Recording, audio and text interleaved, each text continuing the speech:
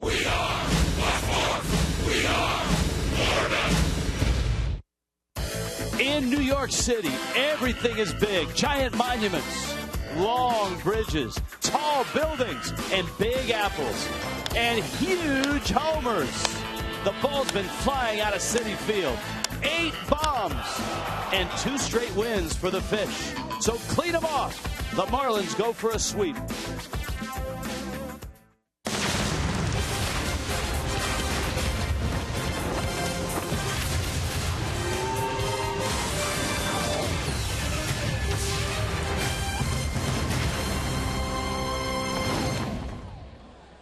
New York City, yeah, it's big. And the Marlins have played that way. At Citi Field, this weekend series concludes, and the Marlins have a shot at a sweep of the Mets. What a big change from the last time they were in this city. Hi, everybody. Rich Waltz along with Tommy Hutton. 2 straight for the Marlins here in New York. And it's been complete team wins on Friday night and then yesterday afternoon. These have been really good wins, and I'm thinking about it. The last time the Marlins were here, they were in a position to be swept. Now they're on the other side. They're in a position to sweep the Mets and see if they can close the deal today. New York loves its stars, whether it's here or in Broadway. And the big headline banner of yesterday's ball game was Giancarlo Stanton, longest home run in Citi Field history. Yeah, I know it hasn't been around that long, but he owns the 2 longest, and he put on a great show yesterday. Well, he's hit the longest home run in a few ballparks. It's been fun to watch, and yesterday we saw 2 hit by Giancarlo. The first one off Jonathan Neese, an absolute line drive shot just right of center field. And then Alex Torres watched and marveled at a 466-foot shot. Citi Field, Coors Field, Marlins Park, pro player. He's got the longest in all of those. How about his rankings? Tied for 3rd in the major leagues with the home runs. 44 RBIs, more than anybody. And 7 of his last 11 hits have been home runs. And, oh, by the way, he's 5 for 8 with 2 home runs against Bartolo Colon. Well, it's an easy transition to the starting pitchers in this one. Bartolo Colon was really good to start the season, not so good in his last 4 starts. And David Phelps trying to bounce back from his start in Pittsburgh. Yeah, the thing to watch from Colon, if he doesn't spot his fastball, if he gets it up a little bit, he can find himself in trouble. David Phelps has to have good control and command to be successful. So it's a Sunday at Citi Field, the Marlins and the Mets. Dan Jennings' lineup is a very creative one. We'll hear from the Marlins skipper on his lineup going against the Mets for a sweep.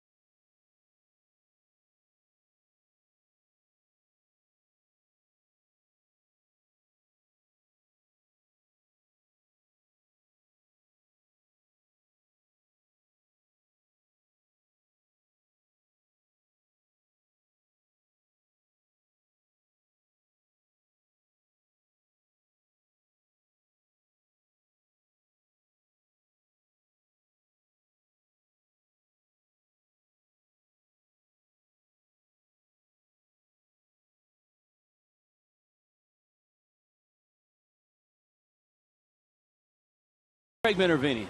Rich, thank you very much, and good afternoon again, everybody. It has happened only 4 times in Marlins history, and all by the same guy. Dontrelle Willis not batting as a pitcher in the number 9 spot. 2 times number 7 and 2 times in the 8th spot in 2005 for Jack McKeon.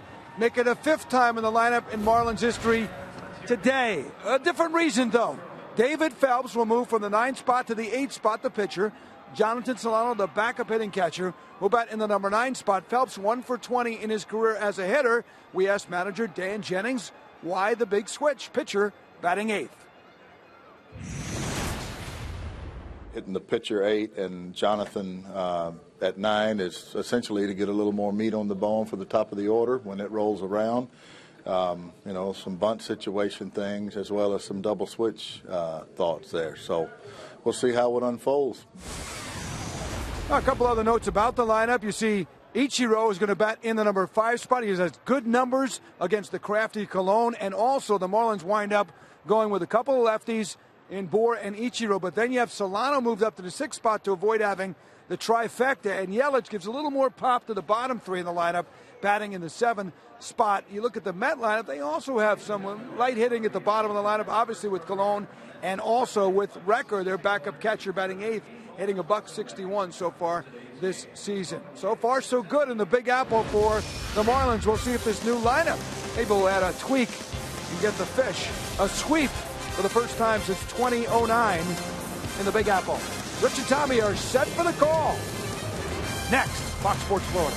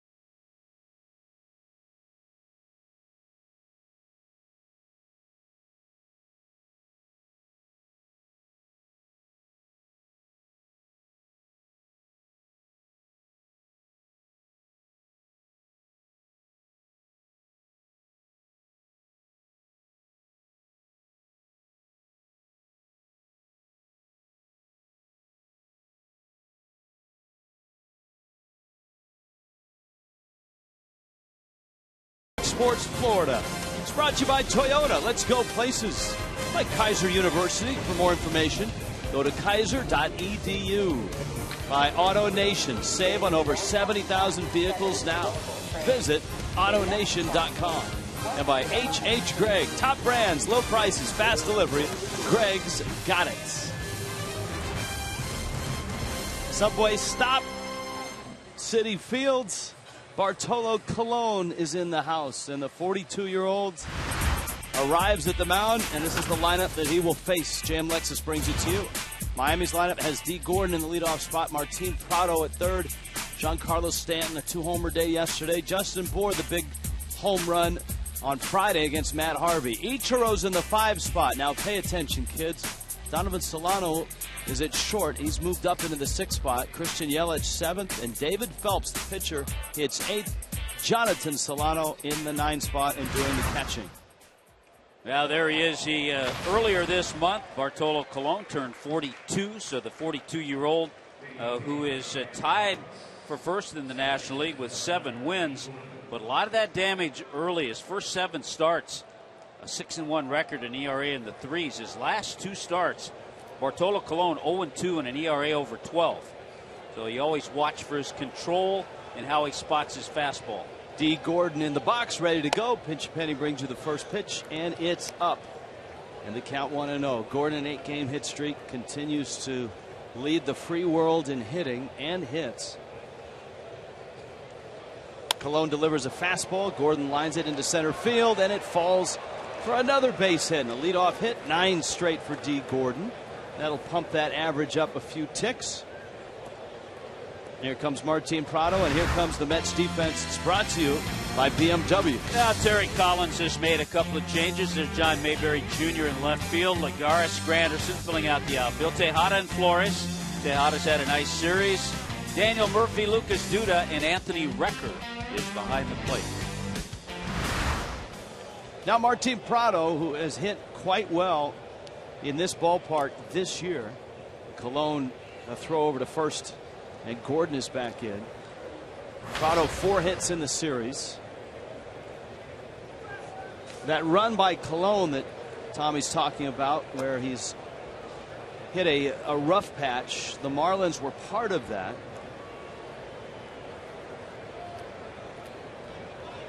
Marlins beat him back at the end of April. Another throw, and Gordon gets that hand in and asks for time. As you can see, even at 285, 290, 5'11", he's quick to first base. That's if you're a base stealer and you slide and you've got a cup on, sometimes you can land in the wrong spot. Yeah, there's kind of a pinching effect that takes over. And that's it. If you're a base stealer and an infielder, it's not a good combination sometimes. Colon from the stretch to the plate, and he comes in quickly with a strike. Clint Fagan is calling balls and strikes. Trip Gibson, Mark Carlson, Mike DeMuro on the bases. A look at Colon, who just turned 42, middle of the month, his 18th major league season. Gordon has swiped 20 bags, and Colon, that's a lot closer. He's not easy to steal off of because you've seen his quickness to first base, and he's also fairly quick to the plate. So right now, D. Gordon tied with Billy Hamilton, 20 steals. Prado, then Stanton. Colon from the stretch. Stanton, or rather Gordon bluffs, and Colon misses inside. Colon had impeccable control. You see Lenny Harris down the third base line. Impeccable control, and he still does. His last 2 starts, he's walked 4, which means in his first 6 starts, he walked 1. That's amazing. He was leaning, and he's safe. Boy, that was close. Mets video room will probably take a look at this. The lean, the quick reactions.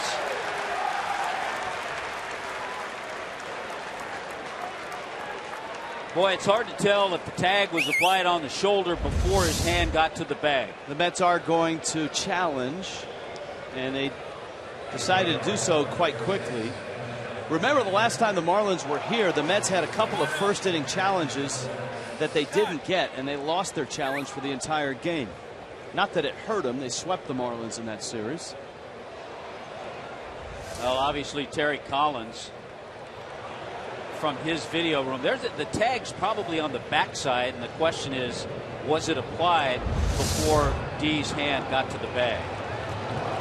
Is there enough to overturn the call? It's a gutsy challenge early in the game, but you certainly understand Terry Collins' side because of the speed of D. Gordon. You got the guy who's tied for the league lead in stolen bases over there.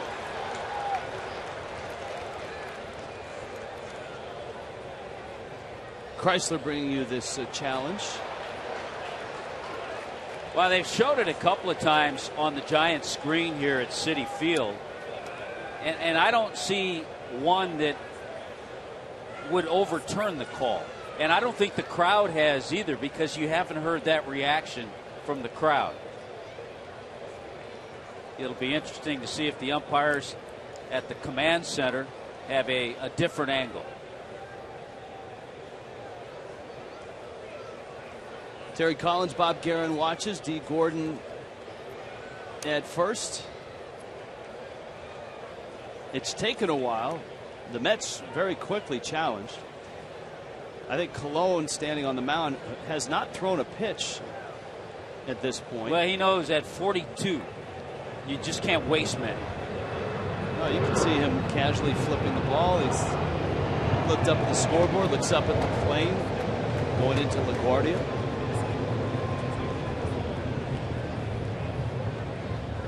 Yeah, you're right. He hasn't thrown any warm-up toss. He'll probably throw a couple once a decision's made. This is super slow-mo. See, the hard part, even in that super slow-mo, is to tell if the glove is brushing his backside and if the hand is on the bag. That's a tough one. This one could go either way. And I think the length of the review is telling here, in that in New York they're searching for as many angles and maybe trying to piece it together. So the bottom line, is it enough? Are the looks enough to overturn the call? Safe.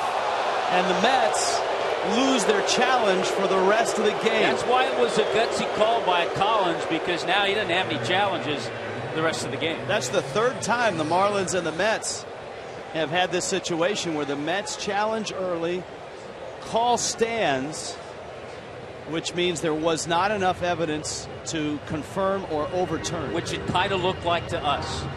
That's a big break for D. Gordon and the Fish. Let's see if they take advantage of it. Colon did throw a couple of tosses just to keep loose, and Prado goes after the next pitch. 3 minutes on the length of review. And if we had the sound effect of the whammy, you know, where it's wah wah, that's what happens there. You lose your challenge if you're wrong the first time and you don't have it. Umpires can challenge on their own once they get to the 7th inning. Prado a liner, and it's right at Murphy, who makes the catch. Hit it on the nose, and here comes Stanton. AT&T U-verse rewinds. 2 times they've met this year. Giancarlo Stanton and Bartolo Colon. Stanton left to right field, and then to left field. Brought to you by AT&T U-verse. More live TV channels on the go than cable. I know you and I love to see those ones to right field from Giancarlo. Infield playing Stanton to pull. Colon misses away. The run that Stanton is on, his batting average is still in the 230s. His last 11 hits, as you pointed out, 7 of them have been home runs.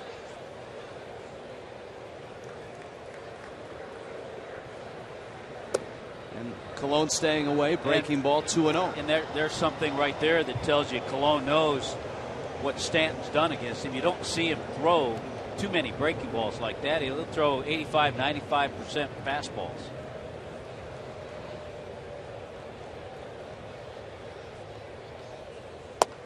Another breaking ball. And he catches the corner. But if he goes fastball, see how he stayed away with those. If he goes fastball, he's going to come in with it. Keep an eye on Anthony Recker, the catcher, see where he sets up. He creeps in. He's creeping in. There's the fastball, and Stanton fouls it off his foot. Even the ball he hits off his foot is exit speed about 80 miles an hour.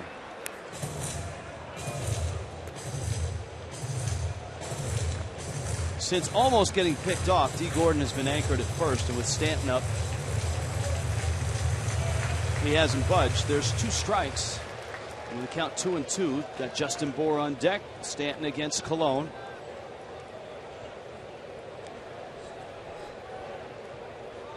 pitch that's in has been one that he's feasted on. Gordon back in. You're seeing a perfect example of why base stealers get beat up over the course of a 6-month season. All those dives back to first base takes a toll.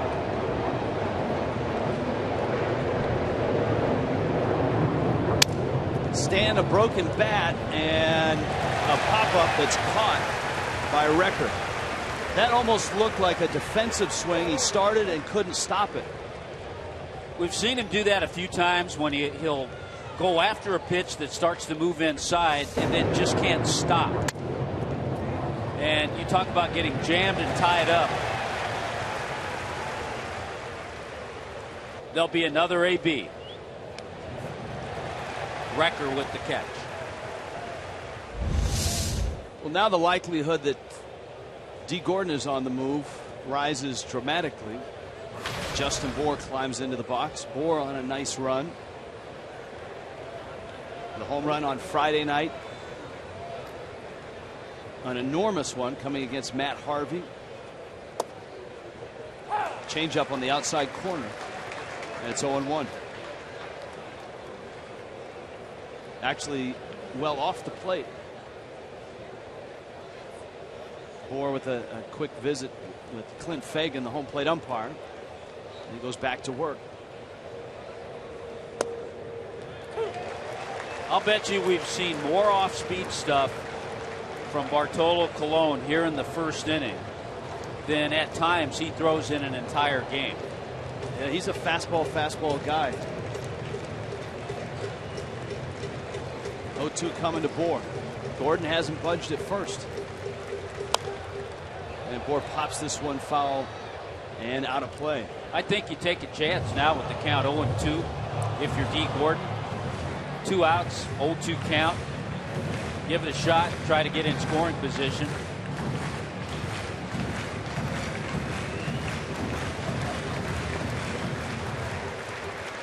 Well, the likelihood that Colon throws an off-speed pitch to Bour is even higher now, and that should help Gordon if he chooses to run.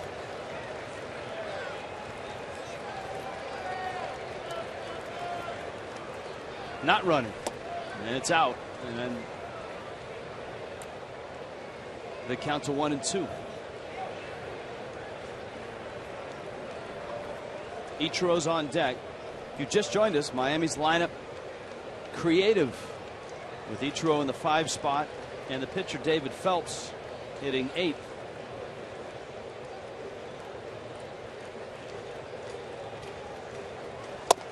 Swing and a miss. Bour went after the changeup and strikes out. And D. Gordon stranded at first.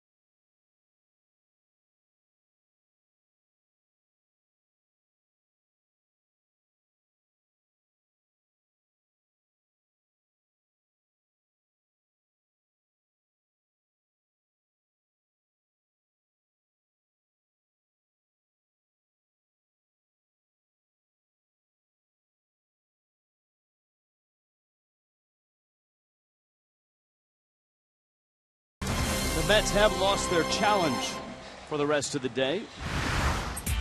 And Terry Collins' lineup in the Big Apple looks like this. It's brought to you by JM Lexus. Curtis Granderson, Ruben Tejada, Lucas Duda. Look at the tear that the big fella from USC has been on. Daniel Murphy in the cleanup spot. Wilmer Flores is at shortstop. John Mayberry getting a rare start against a right-hander. He's in left. Juan Lagares in center. Anthony Recker doing the catching in Cologne. Obviously, appointment television anytime he comes to the plate, and he is scheduled ninth. This is David Phelps. And Granderson takes strike one. David Phelps trying to get back in a little more of a groove than he was earlier. Last two starts for Phelps, he's given up 4 earned runs. But when we see him move the ball around, change speeds, that's when he generally gets guys out and has success.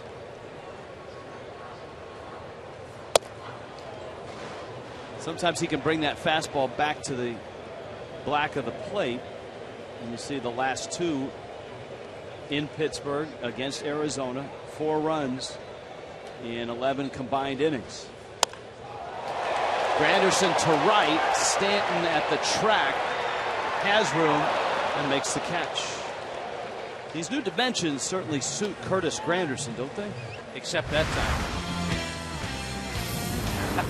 Here's a look at the defense brought to you by BMW once again. Yelich, Ichiro in center field. Giancarlo in right.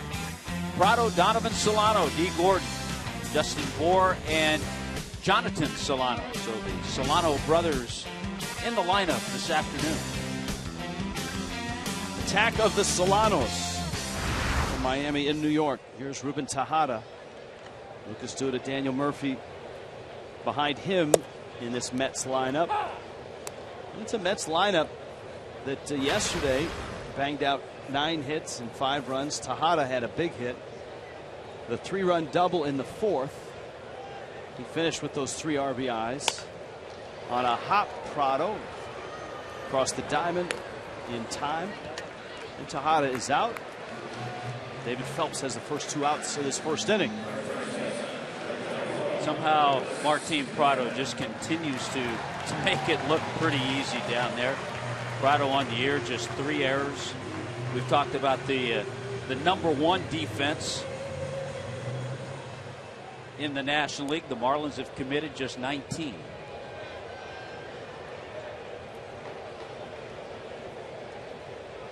With Duda up, Marlins are shifted.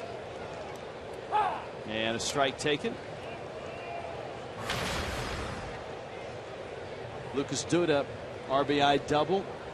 On a 1-for-4 day yesterday. He homered on Friday night. A second deck homer in right field. That's a good changeup. That last strike to Duda.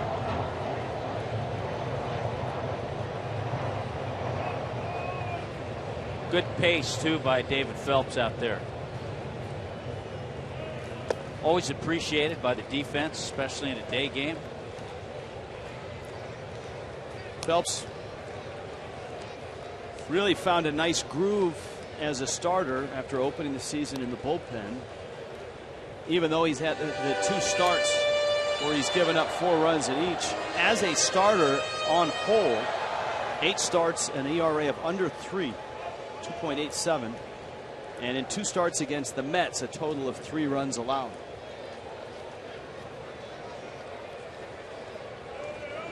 He's out in front of Duda, 1-2, and he hits him. Duda gets hit and is on his way to first base. Certainly, when you're ahead in the count, that's not something you're aiming for. Yeah, he's trying to go in, see the target. Solano setting up inside. And, you know, he's trying to go inside. He just misses.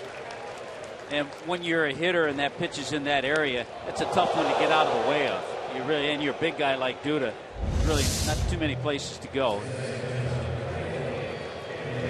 A couple of big guys talking about it over first base. Marlins are about to see Anthony Rizzo, who is another, much like Duda, big left-handed bat who stands right on the plate. Tell you what, Marlins fans in store to see a good offensive ball club. Should be a fun series. Cubs have been playing well. Chris Bryant, the youngster, will be in town. Jorge Soler, Rizzo, and Len Casper. and Chris Coghlan will be back.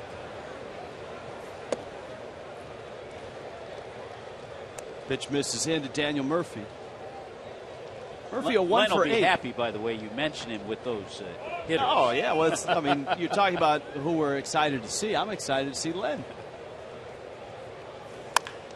Bouncer by Gordon into right. Stanton picks it up. Doing it going no further than second. And all of a sudden, it looked like a clean inning for Phelps has turned into first and second with 2 outs. Yeah, that's where, as a pitcher, you hate to have this inning get out of hand because a couple quick outs and a hit batter. So David Phelps knows he has to make some good pitches now to Flores. The Marlins have kind of kept Daniel Murphy quiet in this series, but he picks up a base hit there. Miami has actually won 4 of their last 7 games. Of course, swept in Pittsburgh, but winning the first 2 here in New York after winning the last 2 against Baltimore. Here's Wilmer Flores. Flores at short. You see 21 runs driven in, 7 homers. He's been productive in terms of the RBIs, especially at Miami's expense, with a grand slam and a 3-run homer. Yeah, he's 4th on their team in the RBI department.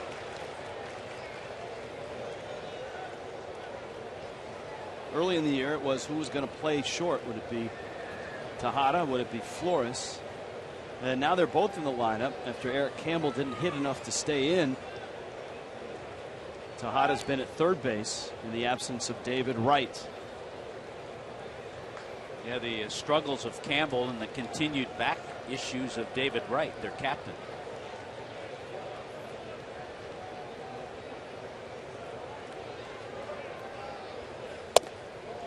Flores had a big hit, a walk-off RBI against the Phillies. And the Mets swept the Phillies before the Marlins arrived here on Friday.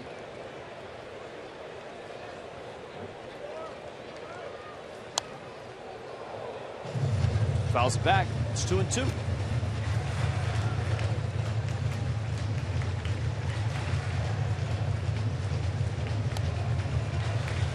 John Mayberry Jr.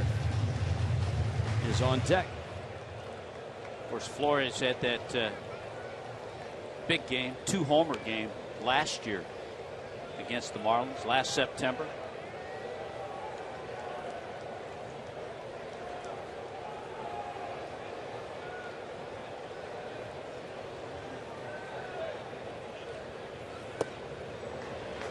The starting pitcher in that game would surprise a few people.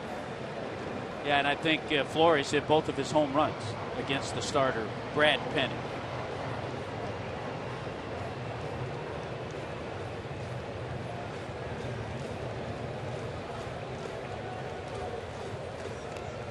Full count, 2 outs, runners on the move, and Flores fouls it back to the screen. Just underway in New York, Miami and New York. The Marlins trying to sweep the Mets.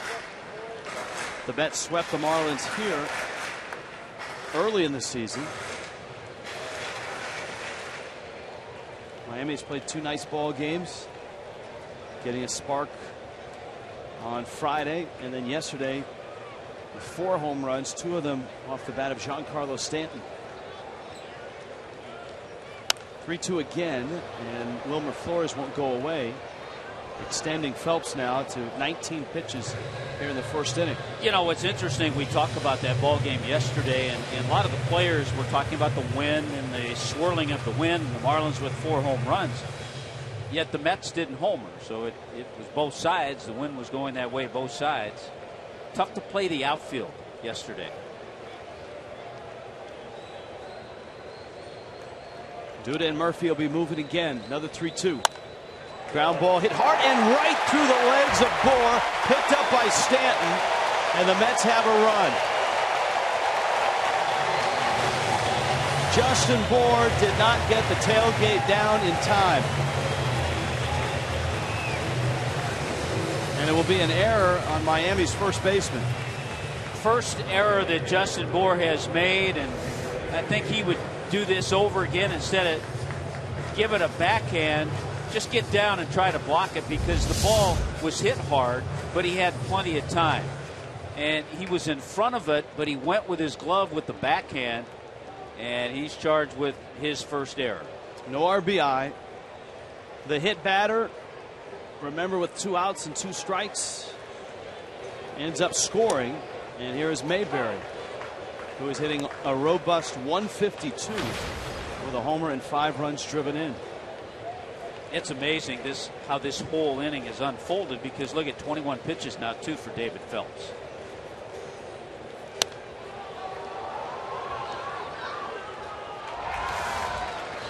Watch Justin Bour. He goes with the backhand. The ball may have skidded on him a little bit, but as a first baseman on that play, you almost have to play it like a third baseman. Just knock it down, because it was hit sharply enough.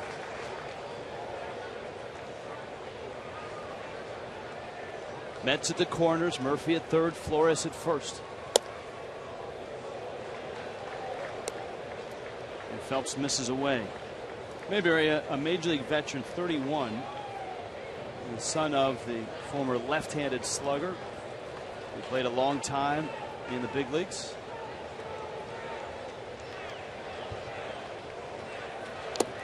Swing and a miss. Phelps strikes out Mayberry, but the Mets get a run, an unearned one, and it's 1-0.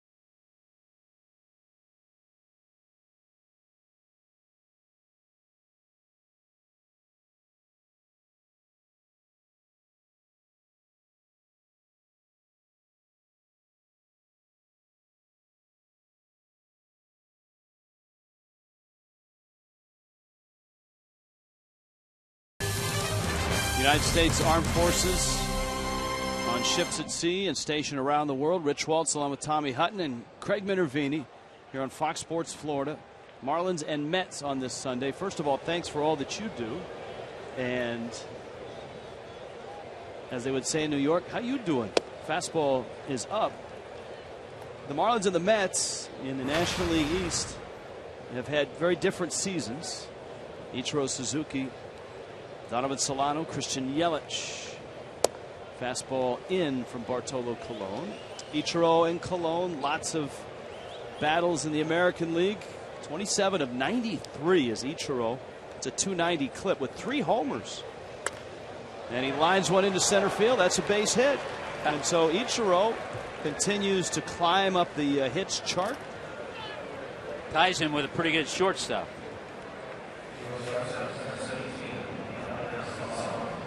Omar Vizquel, 2,877 hits. It's really going to be interesting to watch Colon and see how the Marlins adjust, because he adjusted with the way he pitched in that first inning. He went away from the all fastball guy that you usually see. Ichiro away from first. He's running. It's a hit and run sprayed into right field by Solano. Ichiro on his way to third, and he is there.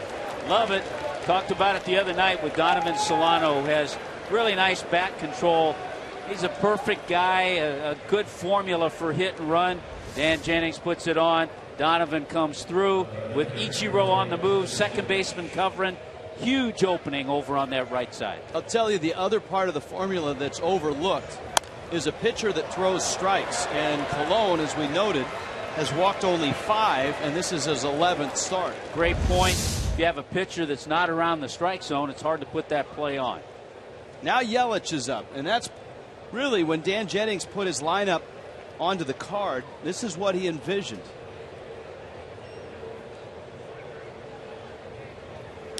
Yelich swings and misses. A couple things. He wanted Ichiro up in the lineup because of his battles and success against Colon.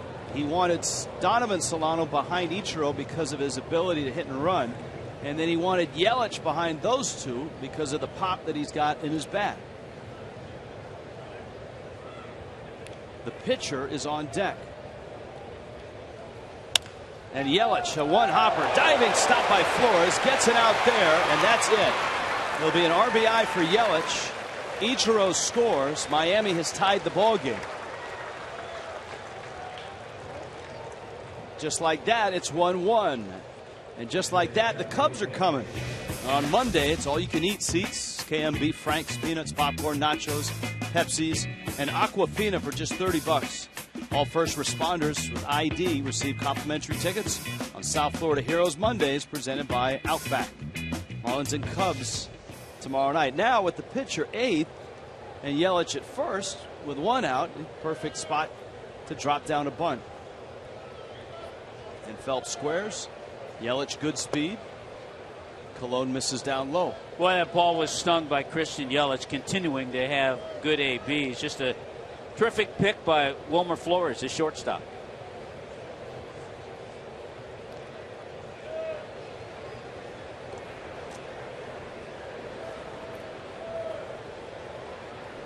Phelps squares.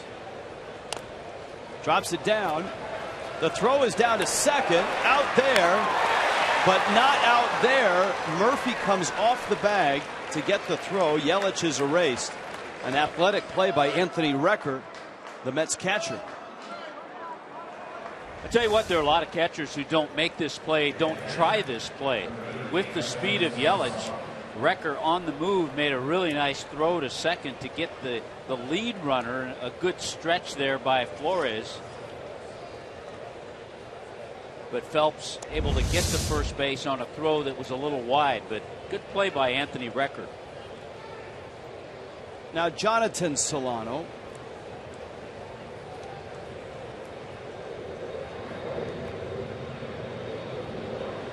Jonathan Solano's been serving as the backup catcher while Jeff Mathis mends. Mathis has started his rehab games, and he's not far from being in a big league uniform again. Jeff Mathis, I believe, DH'd last night. Is supposed to catch in a ball game today in Double-A. And I wouldn't be surprised, Rich, if we see Jeff Mathis in the Cubs series. Bouncer up the middle. Murphy gets it, backhands it, and gets the out at second. Inning over, but Miami constructs a run and ties it at 1.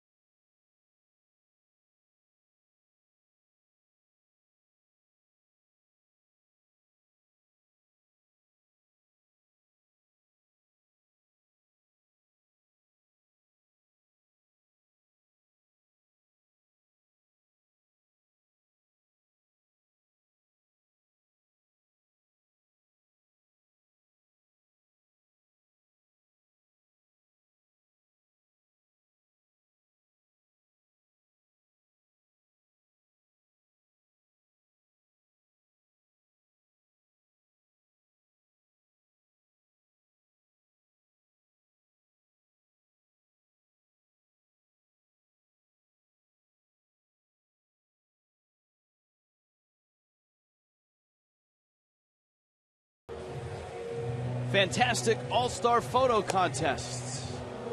Upload 2 photos, foxsports.com/Fantastic All-Star, and you and 3 friends could win a trip to the Major League Baseball All-Star Game on Fox. Rand Eye Vision Cam. Rebel Wilson throwing out the first pitch. Was it pitch perfect? That's all you want to know. Here's a look. I like the kick. Oh, that's not bad, Tommy Hutton. Not too bad at all. Not too bad at all. Way to go. Another look. That's sweet.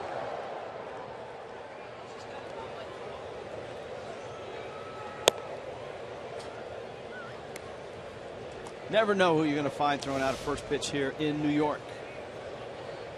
We've seen Marlin fans in and around Citi Field. Good crowds this weekend. 39,000 yesterday afternoon, 34,000 on Friday night. Smaller crowd, there's a chance of rain later in the afternoon. It's an important inning, I think, for David Phelps. With the number of pitches he had to throw in the first, he's got the bottom 3 in the order. So he has a chance to get back in a groove, settle in, and have a low pitch inning. 24 pitches for Phelps in that first inning. Juan Lagares, big swing and a miss. Lagares, the Gold Glove Fielding Bible Award winner for his defensive play last year. He was exceptional in center field. And a guy that really has taken a while to develop. He's 26. Spent parts of 9 seasons in the minor leagues. He had shoulder injuries, which stunted his growth, so to speak, as a player. Prado on another broken bat. And Lagares is out. Anthony Recker, and then you never want to miss a Bartolo Colon at bat. He's due up third this year. That's exactly right. So a good start for Phelps to get that first out quickly.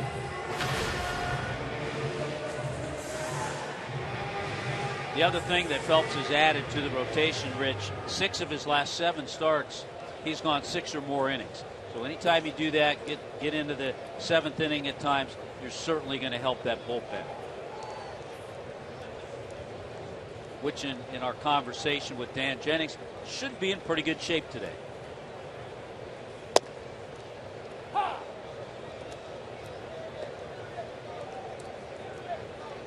Anthony Recker getting the start at catcher.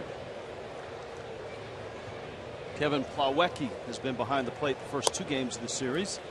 Travis d'Arnaud on a rehab assignment from that broken hand. Yeah, we talked about his little setback the other night. Nice curveball.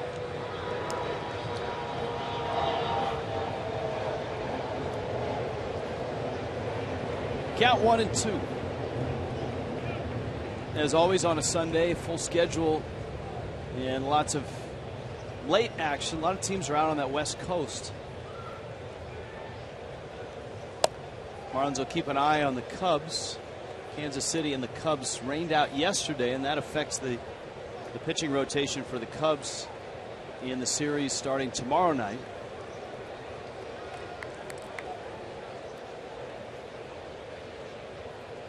Jose Urena and Jason Hamill scheduled tomorrow night. That one's pulled into left field, a base hit for Recker.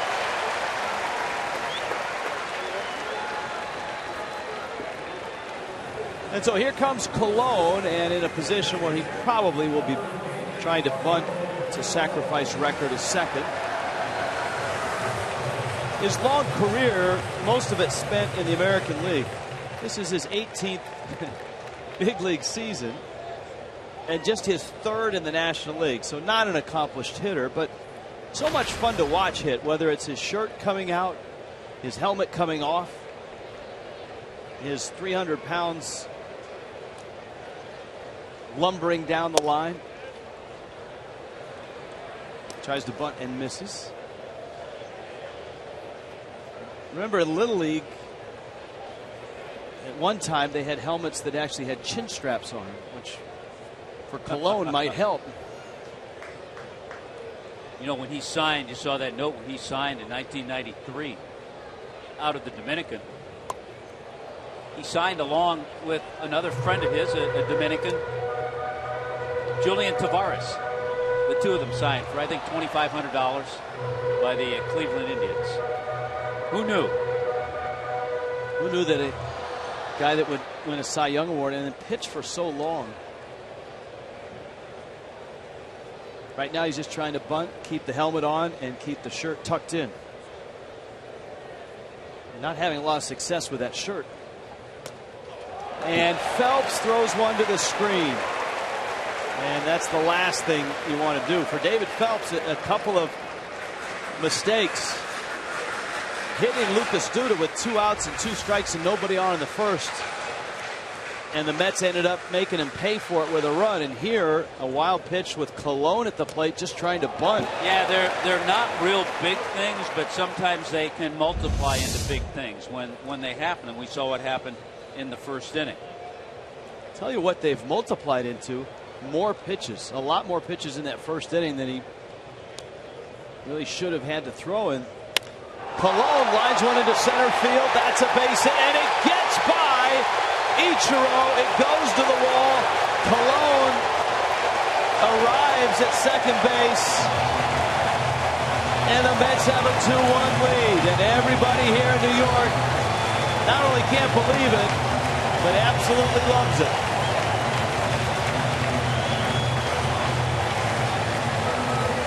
Two for 19 before this at bat.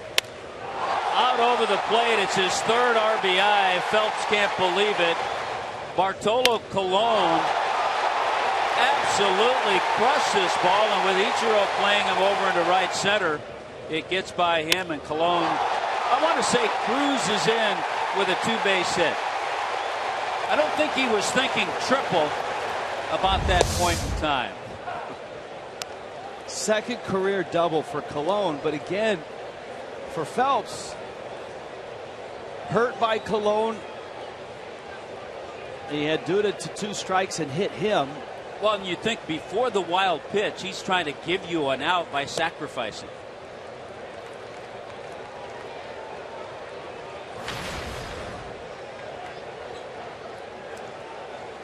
Now Granderson, there's only 1 out. That one fouled back. Not many times in his career has Bartolo Colon had to take a lead at second base. Got the batting glove in his hand to prevent if he has to slide.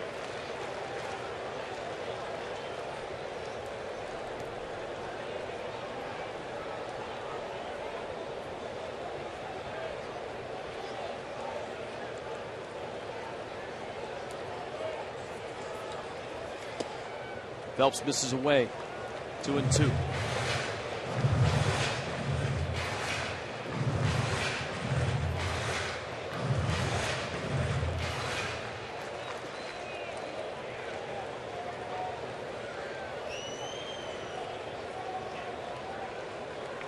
Granderson with a count 2-2. And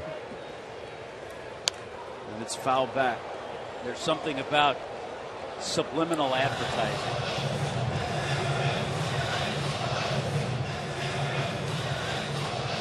There's nothing subliminal about Bartolo Colon.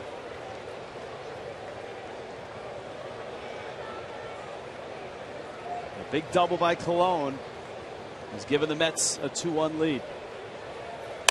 Now Granderson. Gordon has it. And he holds on. Well, the other thing that's tough, Rich, yesterday, of course, in a terrific win, the Marlins saw Tom Kohler go just 3 1/3. And because of that, Dan Jennings had to go to the bullpen. 6 arms came out of that bullpen. Did a great job. Gave up just 2 hits and no runs. But you hate to have to do it all over again the next day. Especially with Jose Urena starting tomorrow, who gave you a short start in his first major league start. Brad Hand will go on Tuesday. Now Tejada, the Mets trying to pick up this run, although a base hit certainly is no guarantee of that with Colon at second. It would be fun to watch, though, just to see if he can score. Tejada probably would need to knock one in the gap or down the line. Well, he's done that against the Marlins. Ruben Tejada has 7 RBIs this year. 6 have come against the Marlins. 2 times off Tom Kohler, he's cleared the bases with a double.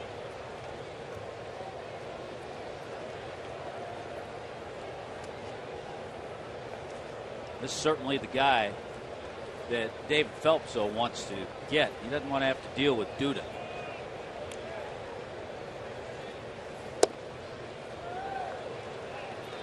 One and two.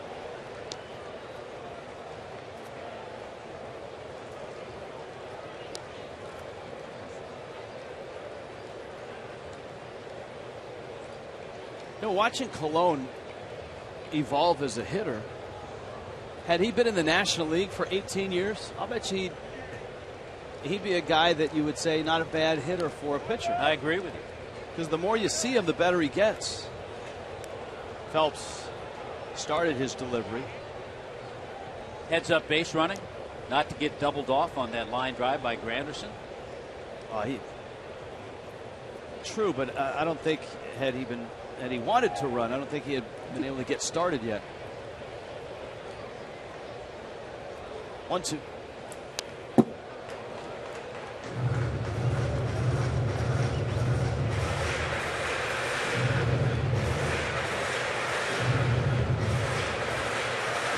This really has been an odd inning and a half, hasn't it? I mean, it started with the challenge at first, which took 3 minutes to review on D. Gordon. It could have gone either way. It went Miami's way, and New York lost their challenge. And Phelps seemingly was through the first. Marlins themselves didn't score that first. Phelps hit Lucas Duda with 2 strikes and 2 outs and nobody on. The error by Bohr, which led to an unearned run. Miami ended up on a hit and run, putting themselves in a position to pick up a run in the second. And now here are the Mets. A wild pitch with 2 strikes to Colon, trying to bunt. Liner to right, Stanton over, and he makes a running catch. That would have scored Colon for sure. Stanton runs it down, and the Mets take the lead. It's 2-1.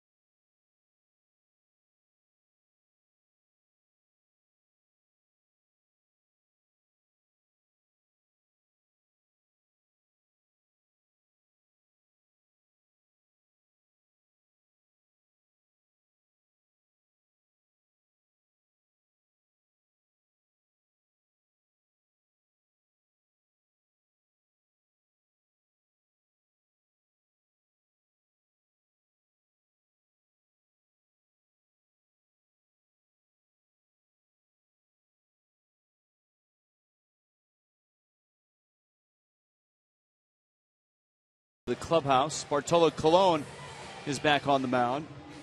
And the Mets getting their 2 runs. They've been kind of strange runs to get. This was with nobody on and 2 strikes. Our H.H. Gregg High Def highlights.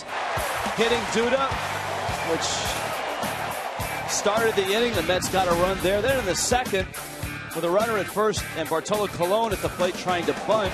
A wild pitch sends Anthony Recker down to second. And then why not let him swing away? And he does, and he drills one past Ichiro. I think right now, David Phelps is just going to have to clean things up a little bit and also try to take this game into the 5th or 6th inning to help out the bullpen. On the other hand, the Marlins will continue to peck away at Bartolo Colon. Now, Tommy, the first time through for the Marlins, Colon, a decidedly different game plan than the Marlins have seen in his 2 previous starts against him. You talked about Mr. Fastball. He's one of those guys that throws predominantly fastballs and throws them for strikes. But he mixed in breaking balls and changeups the first time through the order. Especially to the big guys, to Giancarlo and to Justin Bour. D. Gordon singled. And a fastball misses up. 377 his average is up to. 77 hits.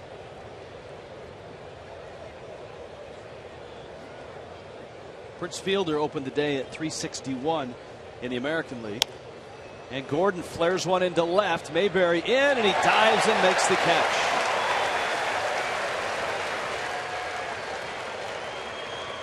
John Mayberry Jr. has always been a pretty good outfielder. He's one of those who can play all 3. Decent jump, good extension, and almost a base hit that fell in front of the left fielder. But Mayberry made a good play. So it's Prado now, and then Stanton. Prado lined to second. His first time up. Mets are a 1.5 games back of Washington in the East. The Marlins have extracted themselves from the cellar and are 8.5 back of the Nationals. Nationals at 28 and 21, even though they've lost 2 in a row.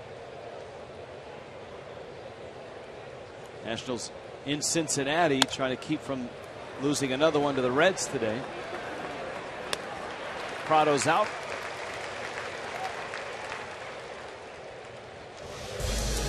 Back to the Future night. Back to the Future 2. Remember it? Miami versus the Cubs was the headline on the Sporting News.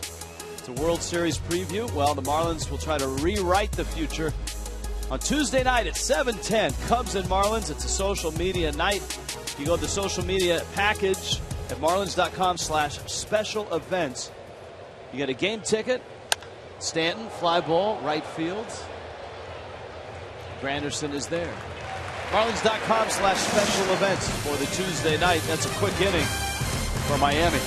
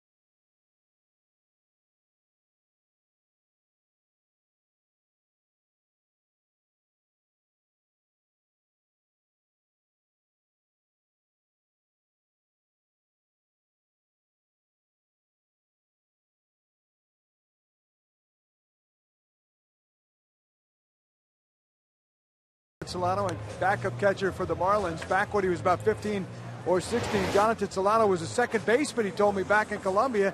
And his coach said they had a big tournament team going to the Dominican Republic, but he said, look, you're just not fast enough for second base, but if you go as a catcher, I'll take you. So Jonathan said he thought about it, okay, started learning the position a bit, went with the team, and then took up catcher, not until he was 15 or 16 years old. And then he told me he went on a bunch of tryouts, upwards of 20 to 30 tryouts for major league teams, even 2 and 3 for some teams like Atlanta and Los Angeles, got turned down at all of them. And he told his dad that's it. He had one more left with Washington in 2005 in August. He said, in Venezuela, I'm going to go, Dad, and if I don't make it, that's going to be it. And he made it. As the Nationals took a look at him, they liked him, they signed him, he got up to the big leagues eventually with Washington, and now he's been in the Marlins system at AAA and helping out with Mathis out. A long story for him, coming from a second baseman, but it was that coach who said, you're not fast enough, and that got him to catch him.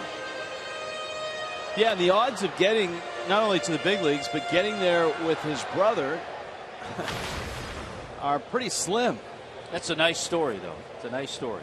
Lucas Duda, Daniel Murphy, Wilmer Flores, Phelps with a fastball that misses up. And it's 1-2 to the Mets slugging first baseman. Duda, his 9th homer of the season on Friday night.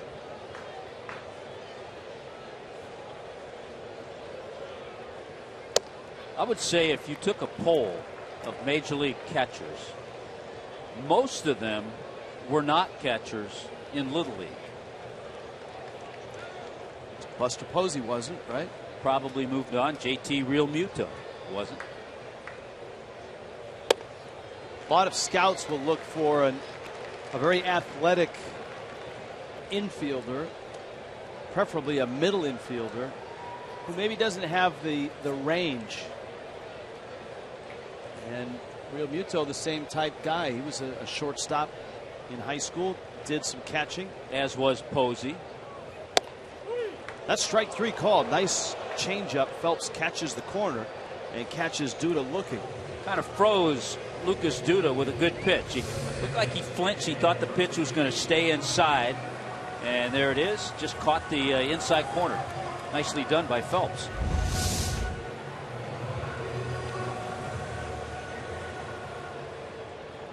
Who, by the way, David Phelps pretty much blew through the system of the Yankees. Not that he did it quickly, but really put up some nice numbers in the minor leagues coming up in the Yankee organization. 40-15 with a 2.53 ERA and 92 starts. It's great to see all the family and friends in Pittsburgh. Murphy flips it foul. Phelps is from St. Louis. His wife's family in that Pittsburgh area, and they were all out. Big family it is. And they all had shirts on and everything. That was a tremendous effort. I think the thing that impressed me, you weren't talking second and third cousins. You were talking first cousins.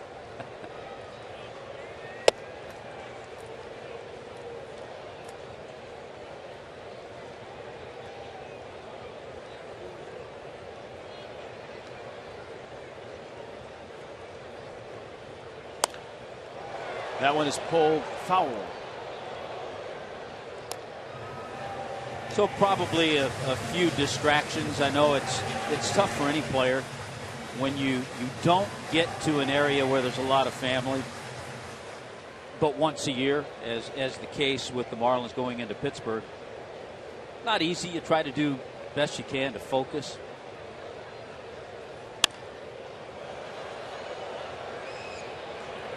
And the big home run, the big hit that hurt David Phelps in Pittsburgh was that 3-run shot by Francisco Cervelli.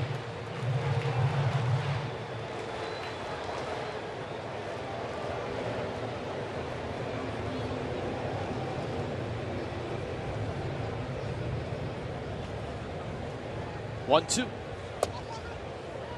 And that fastball, very similar to the one that he popped Duda on the leg with. And also the wild pitch in the bunt attempt by Colon. So it's a release point issue. So it's a mechanical issue that has troubled David Phelps a few times in this game.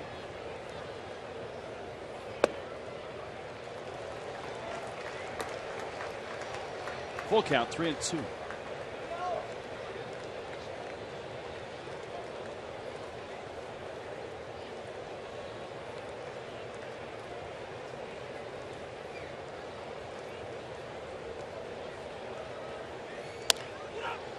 That one pulled foul and wide of first. Way over 60 pitches already and just one out here in the third inning.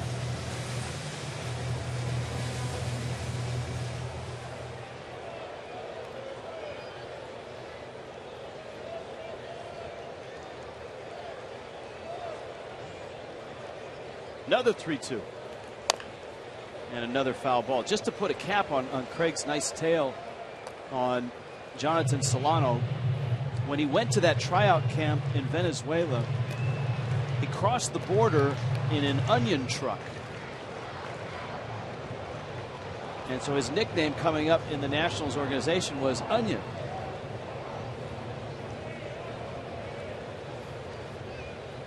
Bill Raftery's favorite player. And Phelps somehow gets the glove down. How did he catch that ball? That's onions right there, right? I'm really not sure how David Phelps caught this ball. He got the glove down in time because the ball was actually sinking. And it looked like he caught it when it was by him and made the most casual play you're ever going to see on a ball that was hit hard. Nicely done by David Phelps. Here's Wilmer Flores. Flores to left. It's hit well. Yelich goes back at the track. Gone. Party City deck. And once again, the Marlins are the victim of a Wilmer Flores home run. Wilmer Flores has 15 career home runs. 5 of them have been against the Marlins.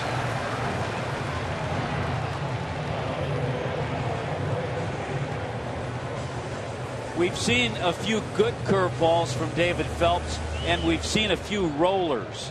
That one rolled up there. Look at the career numbers for Flores against the Marlins. And you're talking about a guy who's a .240 career hitter against everybody else. Actually less against everybody else.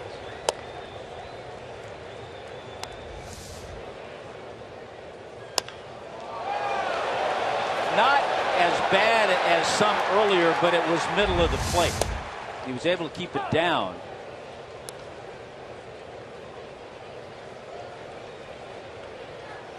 Kevin Long, the hitting coach, had a nice run across town with the Yankees.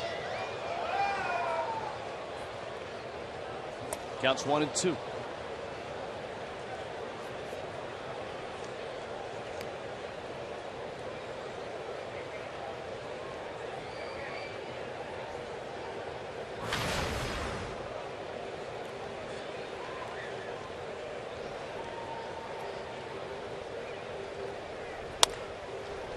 Breaking ball.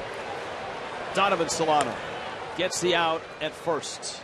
But Wilmer Flores leaves the yard, his 8th homer of the season. And it's 3-1 New York.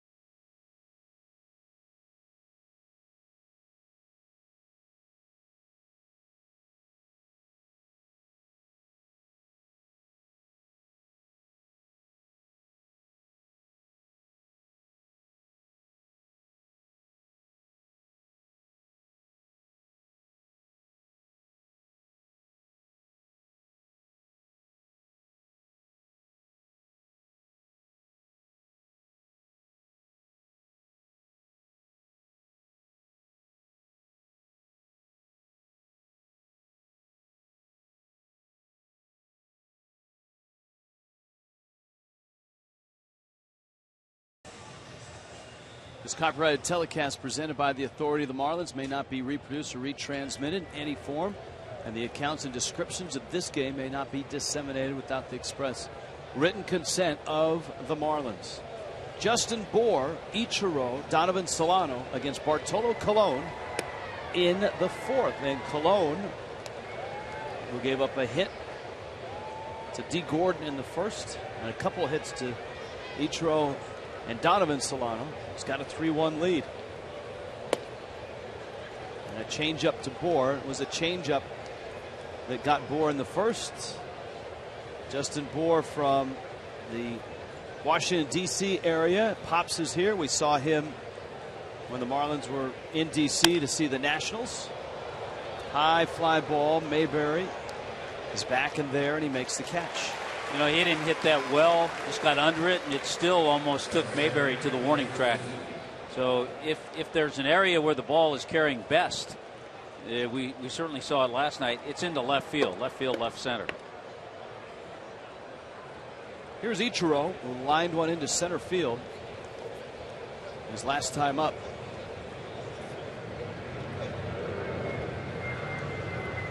So Ichiro is now 28 for 94 against Colon. That one's popped up and should be playable. Tejada calling. Makes the catch. Boy, the last 5 outs that Colon has recorded, and it hasn't taken him very long.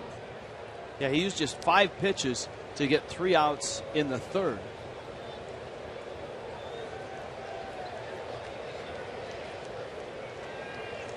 Four pitches in this inning. Wow.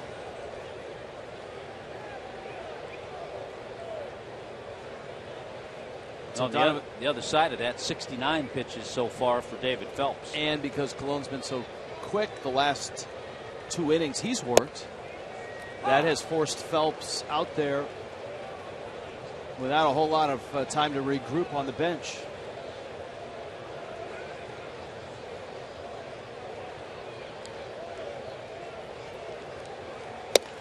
And Colon just coming right after Solano with 2 fastballs. It's 0-2. Well, he did what a veteran pitcher does on that first pitch, knowing that he had not thrown many. He knew that Solano was going to take a pitch, so he just poured in strike 1. Probably hard for him right now, not thinking about his next AB, though.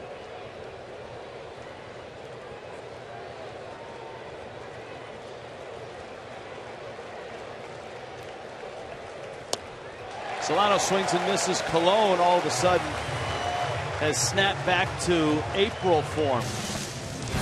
He's retired the last 8 he's faced.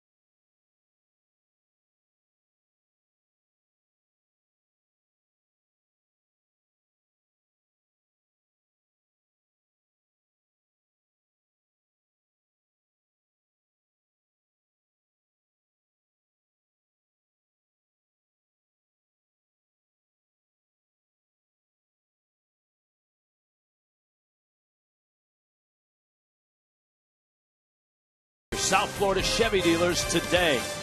And by Checkers, get Checkers authentic Philly cheesesteak. Try the new meatball sub. Pick yours. Plenty of places to eat here at Citi Field. Blue Smoke Barbecue right out by a Shake Shack in center field.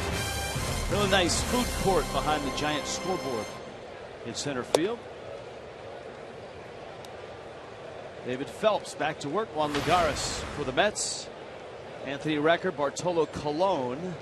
Bottom third of the order, but they all ganged up for a run in the second. Yeah, I think the changes they've made here, not only on the field with the fences, but I think Met fans are starting to slowly forget about Shea. When this ballpark first opened, there wasn't a lot of Mets blue and orange around. You didn't have the feel that you were at a Met game, but I think you have that more now. It was very dark. There wasn't a whole lot of color splashed around. That's changed. That Party City deck in left field's been a nice addition. I think Craig had a lot of input in that, some of their decisions. There's the Party City deck. Great place to watch a game. The food court is beyond center field. A lot of people hang out on the bridge in right center field.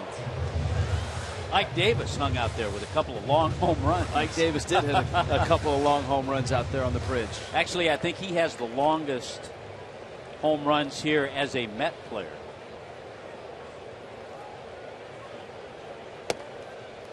Two is up. This is a guy you have to go after. We talked about Lagares. Hit near 300 in April. Juan Lagares had 11 RBIs. In May, just a little over 200 with 2 RBIs.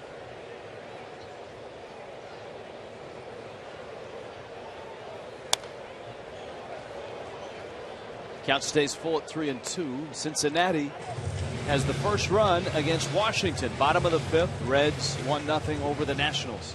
A Todd Frazier home run, his 16th home run.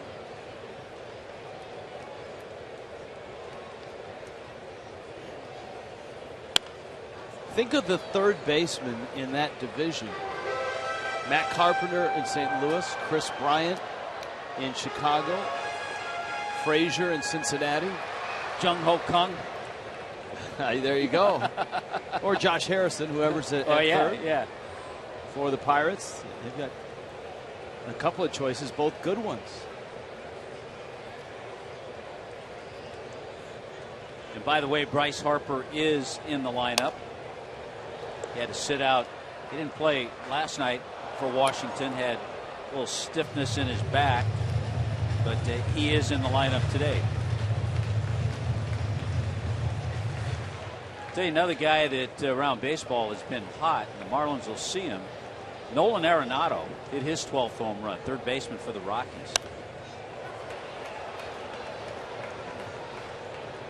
Is he the best defensive third baseman in baseball? I know he and Manny Machado had those breakout years, but yeah, Machado was hurt. If you talk to scouts, yes, he is. Gold Glove last year. Should be for many years. Liner to right. Stanton back and has it. And runs right into the giant S, the StubHub sign in right field. Such grace for a big man chasing down this line drive. Giancarlo knows where he is because he can feel the warning track. That's what you do as an outfielder once you cross over from grass. If you can't look down, you can feel it. And he knows he's close.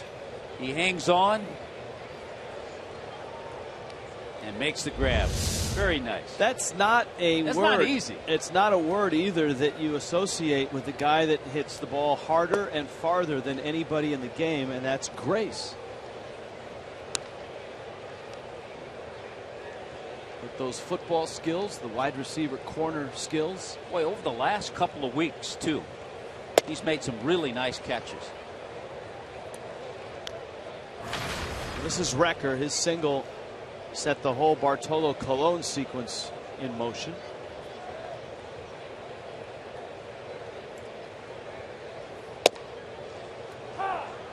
2-1 to record. South Florida Honda dealers, get you ready for the Cubs and the Marlins tomorrow night, 6:30 start. We'll have Jose Fernandez rehab footage and a report. There's a pop-up. And it's Prado who makes the call on the catch. Now the rehab start for Jose has an interesting twist because it's not like the team on the other side is going to be shorthanded as far as their starting pitcher. Yeah, he'll be opposing Jared Cozart in that game, and it also sounds like Matt Latos Wednesday or Thursday will have a start. But if you look down the road, probably Cozart would be the first to be available off the disabled list. Boy, here is Colon. Broken bat, roller up the middle. Solano makes the throw in a 1-2-3 inning. Much needed for David Phelps. On to the fifth, 3-1 Mets.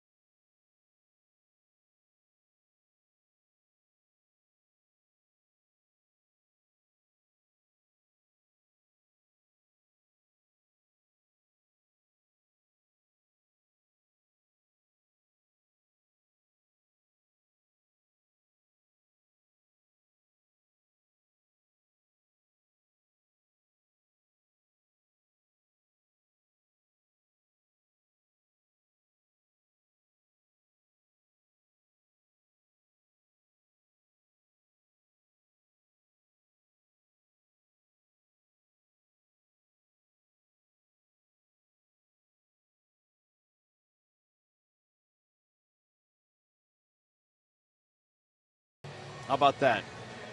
Always a welcome sight here at Citi Field. Next week, FIFA Women's World Cup begins.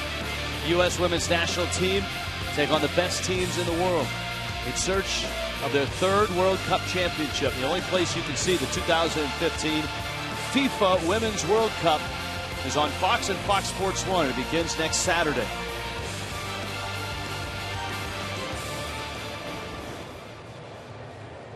Bartolo Colon ventures into the fifth. Christian Yelich, pitcher's spot. And Jonathan Solano. Yelich hit a bullet. The deep short was picked by Flores, who got the forced second. I had a chance to chat with Yelich yesterday about that very thing. How do you keep your wits about you and your swing when you're hitting line drives and hitting shots that are caught and you're not getting results? Because that's the life that he's lived over the last 3 weeks. Now the hits have started to come. He's got a nice hit streak, which has brought his average up to 217. He said, you know, the one thing you have to hang your hat on is if you're hitting the ball hard and hitting line drives and you're getting robbed, you're doing it right, and the hits will come, the success will come. That's easier said than done. Oh, isn't it though? It really is. Especially for a young hitter like Yelich, who seems to have mastered it here over the last 3 weeks and has his average headed back up where you expect it to be. Colon tried to catch the corner and come in with that fastball. The other thing that Yelich does so well is his knowledge of the strike zone. Last year, a 362 on base percentage. That's a strike, and Yelich can't believe it. And Clint Fagan, the home plate umpire,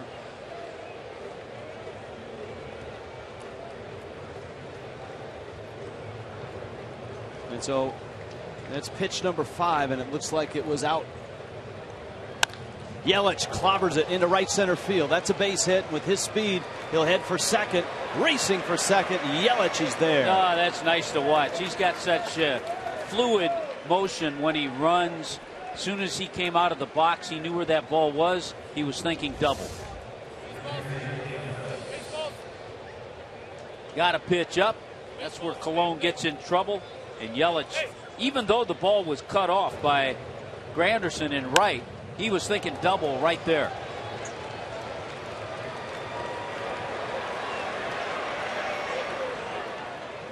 So Yelich is doubled, and now let's see how Dan Jennings plays it at the bottom of the order. Phelps is up. He's in the 8th spot in the order today, and let's see if he is able. Time is called. Lenny Harris didn't like what he saw, and Harris. Man, when in doubt, just go tell the hitter, in this case, David Phelps. By the way, for Yelich, an 8-game hitting streak now with that double. Harris wanted to make sure Phelps was aware of what was up. Yelich at second. Miami down 2 here in the 5th. Jonathan Solano on deck. Phelps squares. Colon delivers. Phelps misses. Looked like he was really trying to put that butt down the third base line. If you can, that's where you'd like to. You'd like to make the third baseman field it.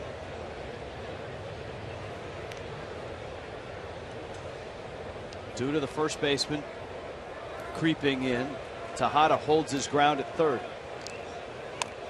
There's the bunt, and it's a perfect one. Recker goes to first. Nice job by David Phelps. And so it's up to Jonathan Solano with 1 out, trying to deliver this run. You saw it on the first attempt. Second attempt. There's the third baseman. There's Tejada. He's hoping he doesn't have to field it. Well, he goes back to the bag once he sees the catcher has it. But a perfect bunt. Beautiful execution by David Phelps. A lot of people may be wondering, we've talked about the last time the Marlins had the pitcher bat 8th. September of 05, Dontrell Willis. Who batted 9th in those games? Both games. Robert Andino. Miami native. Infield is back for Jonathan Solano. And takes a breaking ball for a strike. And you got Colon certainly thinking strikeout right now. Probably why he started Jonathan with a breaking ball. Ground ball past the mound produces the run.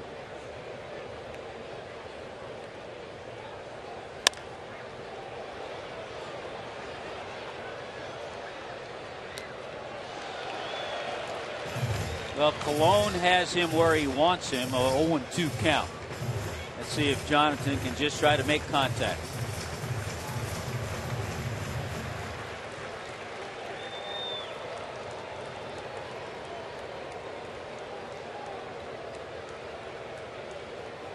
Yelich at third.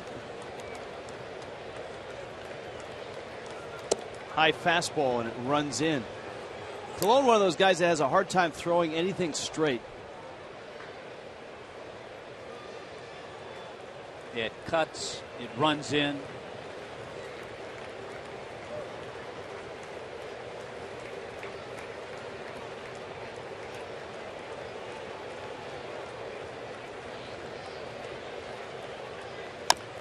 Little tap, third base side, run scores, and Solano is out at first.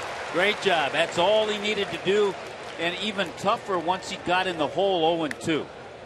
But Jonathan made contact. Yelich's speed scored easily. And that's a nice way to get a run.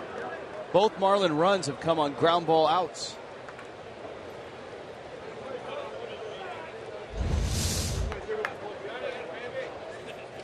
So the bases are cleared. There are 2 outs, and here's D. Gordon. 3-2 ball game.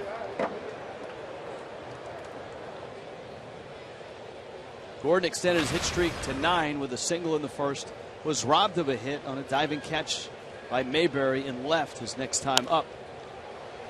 He fouls it off.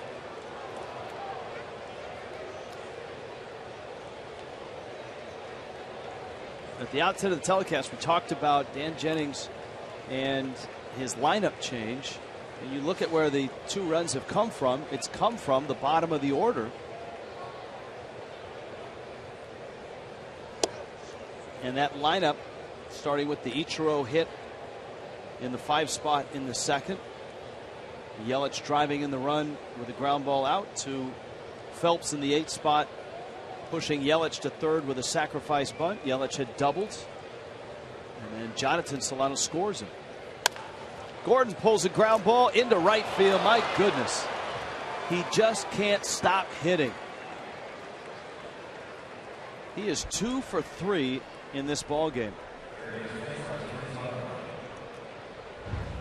T-Mobile game changer.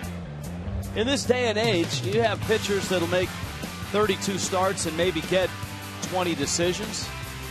Bartolo Colon has a decision in his last 22 starts. It's the longest streak right now in Major League Baseball. 3rd longest in Mets history. Dwight Gooden and Ron Darling. Obligatory Ron Darling shot. Yeah, there he is.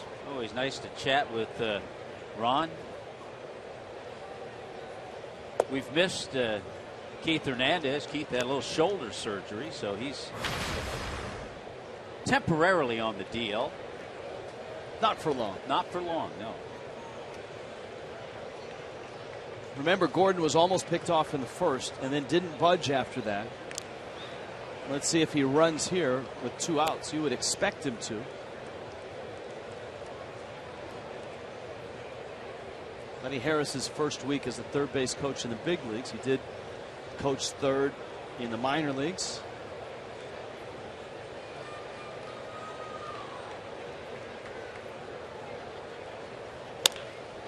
Prado pulls it to third. Tejada loads up and gets the out. Inning over, but Miami draws within a run. And it's 3-2.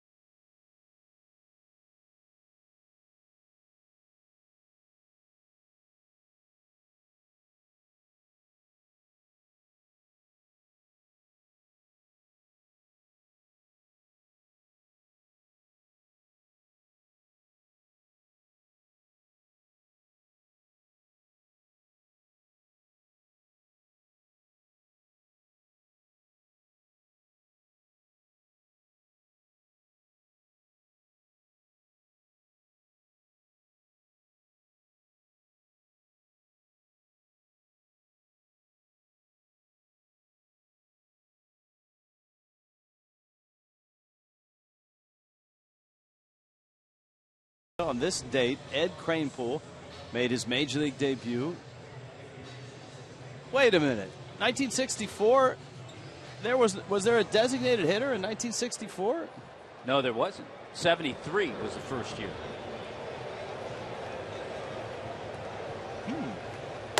Fastball misses up. Brought to you by Geico. Oh, double header. My bad. Here's the 1-0. It's a fastball. So DH. We need to set that right. He played a doubleheader in Buffalo. And then a doubleheader. That one is popped in the air. Popular player at Crankpool. Justin Bour. So he played, what, 51 innings in 2 days? A doubleheader in the minor leagues and a doubleheader in the big leagues? Wow. That's amazing. Good player at Crankpool, was a good first baseman. Came up as a teenager. Played a doubleheader at Buffalo. Played another doubleheader against the Giants. In game 2 went 23 innings. 51 innings, 48 hours. Well, he was a teenager then. He was young. He had a lot of gas left in the tank. Without doubt. Ruben Tejada in the air center field. Ichiro is back. And he makes the catch. Ichiro's got the glasses on. It's a tough sun field, and the sun is out from behind the clouds right now. Crazy Eights Wednesdays, and the Marlins and the Cubs will play on a Crazy 8 Wednesday on the 3rd. 7:10 start. Bring your Chevron receipt of 8 gallons of gas or more. The Marlins Park ticket office. Get your choice of an $18 Lexus Legends level ticket or a $28 home plate box ticket. Here's Duda. And Phelps certainly has tightened up and looks much more comfortable out there these last 2 innings. Wilmer Flores homered in the 3rd to give the Mets a 3-1 lead. Changeup misses low and in.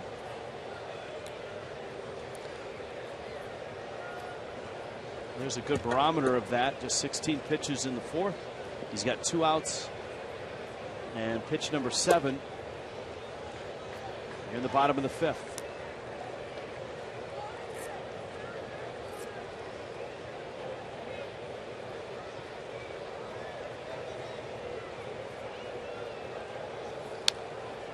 Fastball. Duda fouls it back to the screen. Talked earlier about Pittsburgh. They've won 2 of the first 3 games in San Diego. Another good start from Charlie Morton last night in San Diego. McCutchen and Harrison continue to swing the bat well.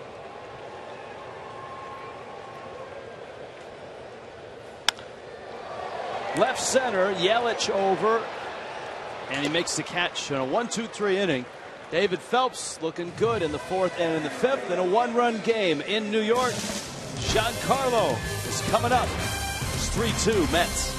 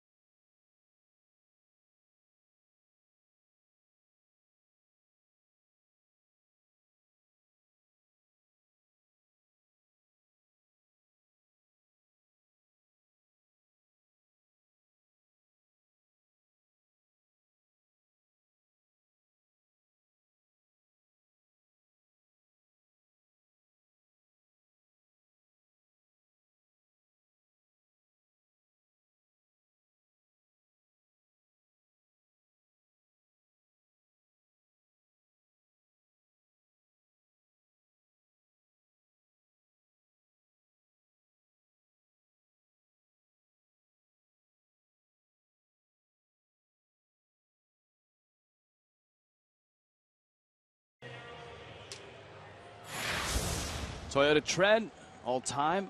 Runs driven in through 50 games. Stands at 44. Last year he had 47 at this time. And he stands in against Cologne He's popped to the catcher and flied to right. Homered twice against Cologne in his career. And he crowds him with a two-seamer that counts 1-0. Yeah, 5 for 10 in his career now against Cologne. Stanton center field. Lagares has room and makes the catch. You see a ball like that, you know it's just a matter of fractions of an inch that Stanton missed one. Stanton not happy with himself as he walks to the dugout.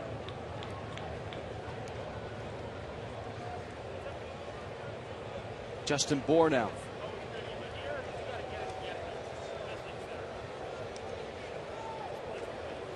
Cologne has struck out 2. He hasn't walked anybody. Phelps has struck out 2. He hasn't walked anybody.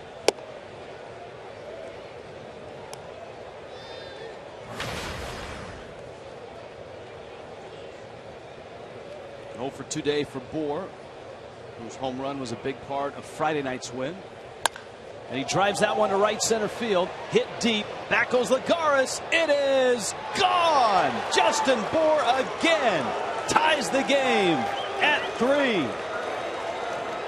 And the big fella continues a real tear. He has homered in 4 of his last 7 starts.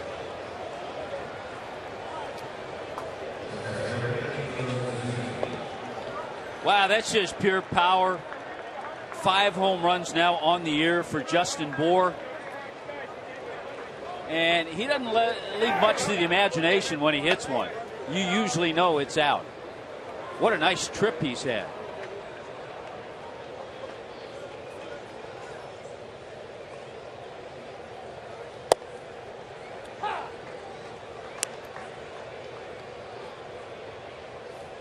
Ichiro now 1 for 2.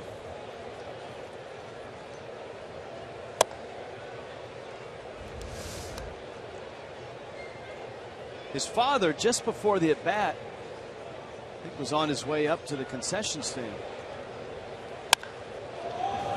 You know what? It could be a superstitious thing. You know, 0 for 2. I'm not going to watch this time. That's it. Now, as a father who watched 2 boys play college baseball, I'm sure there were times where Jason or Derek were. You try anything like that, yeah. So it may be a superstitious thing. Well, you know what? Let's watch, because this next at bat, he's got to get up and get out as well. Graphics.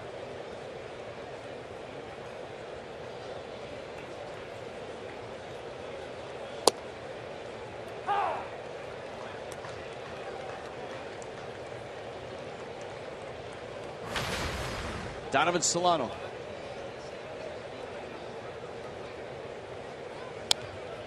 Fouls it back to the screen.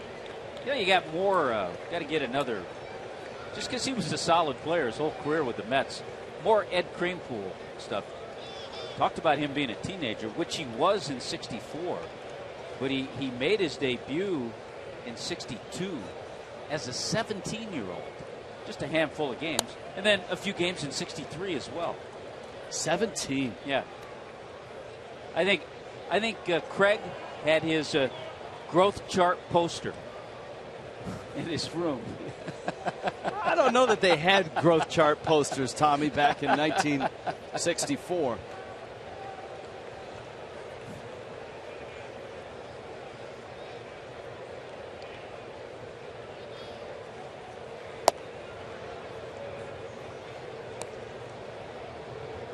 Count 1-2 to Donovan Solano. He has singled and struck out.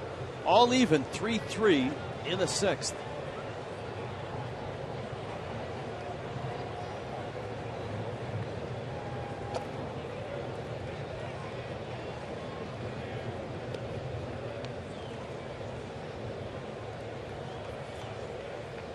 Yelich on deck.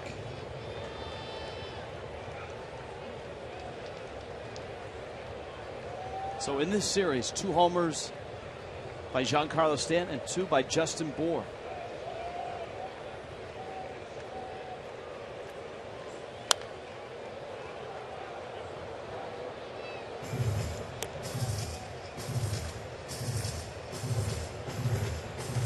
Moore now with 5 home runs this season. Yeah, 3 on this road trip. Remember the one he hit in Pittsburgh, line drive.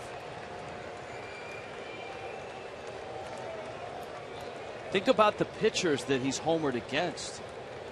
Harvey, Garrett Cole, Cologne, Jordan Zimmerman. Not to mention, he broke up the Shelby Miller no-hitter in the 9th inning.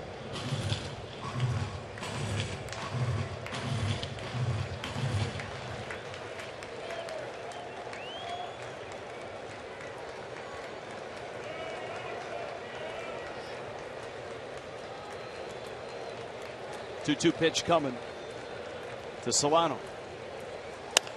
Donovan lifts it in the air to right. Granderson makes the catch. Marlins in the 6th get another homer from their big first baseman, Justin Bour, out to right center. And it's 3-3.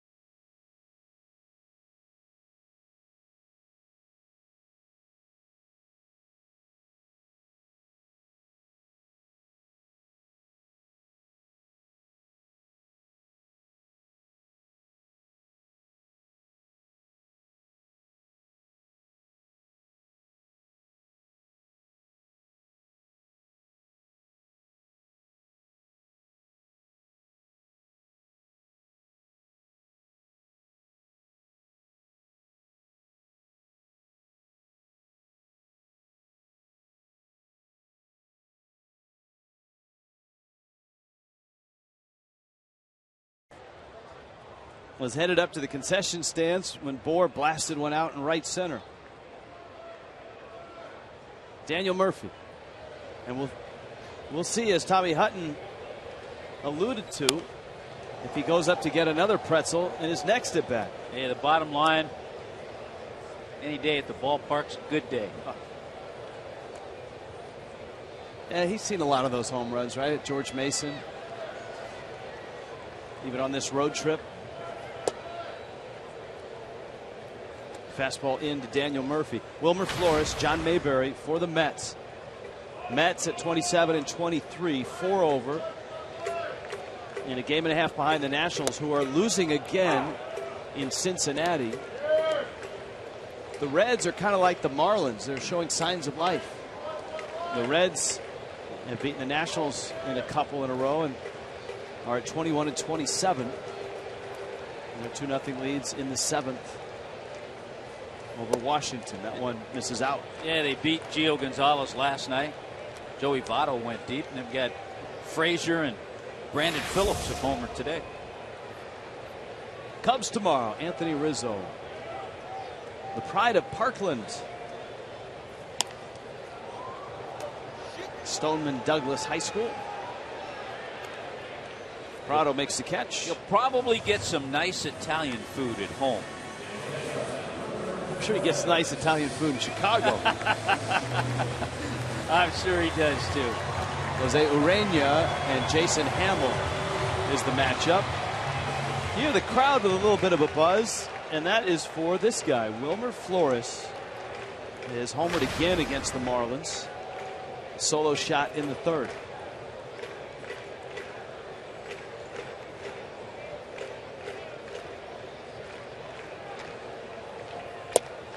If David Phelps gets through this 6th inning, that's quite an accomplishment. Phelps didn't have his best stuff early. Mets scored a single run in the first, another in the second, another one in the third. But I'll tell you what, as a fly ball ends up in Stanton's glove, from the 4th inning on, all of a sudden, an economy of pitches, quick outs, ripping right through the Mets order. Well, since the Flores home run in the 3rd inning, David Phelps now has retired 9 straight. He's economized. He's right at 100 pitches. And you're absolutely right, Rich. Early in the game, after the first couple of innings, you were hoping that David Phelps would give the ball club 6 innings. And he's 1 out away from doing that. See Mike Goff and Dan Jennings going over the lineup card. The importance of Phelps getting deep is twofold, and we talked about the bullpen having pitched a lot of innings with Tom Kohler's short start yesterday. But the Marlins still have a short bench. Adeiny Echeverria is available, but I'm not sure they really want to use him today. And so that leaves just 3 reserves, including a catcher, which is really shorthanded. In a National League game, if your starter goes 3+ innings, as Kohler did yesterday, you have to carefully pick your way through the next 6 innings. To right, Stanton back a few, makes the catch, and David Phelps through 6 in a 3-3 game. Nice job by the right-hander out of St. Louis.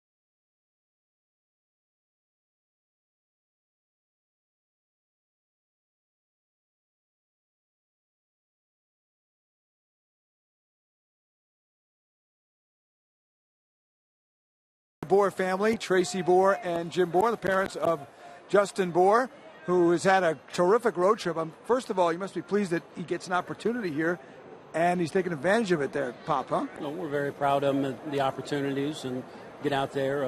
He struggled there a little bit to begin with the ball, and keep working on that defense that we've talked about before, and came back and made something happen good with, kept his attitude up, and we're very proud of his attitude. Tracy, you kind of knew the question. Tell us what the question was going to be that you thought. If you change your seat during an at-bat and your does better, then you keep changing your seat every at-bat. Let's see, Yelich flies out. So, it was a plan? Did you up or what happened there, Jim? No, it's, we want to get a pretzel, a break, and as most parents, you're up there and you're watching, and things went well, so I'll probably be up there next at bat. Is it excruciating sometimes to watch the game? You're on the edge of your seat as a parent? At this age, you really can't help him, but you still love him very much, and you want the best. And he has some college teammate friends here and friends we've known for a while, and it's You know, you always want the best for them, but as young men, they will struggle and things will happen, and you're just here and make sure you're supporting them.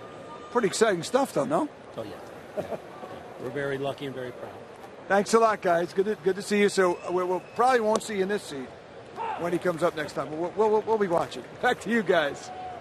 So it was that pretzel that drew him back out of the seat. But a little change of seat, too. Yes.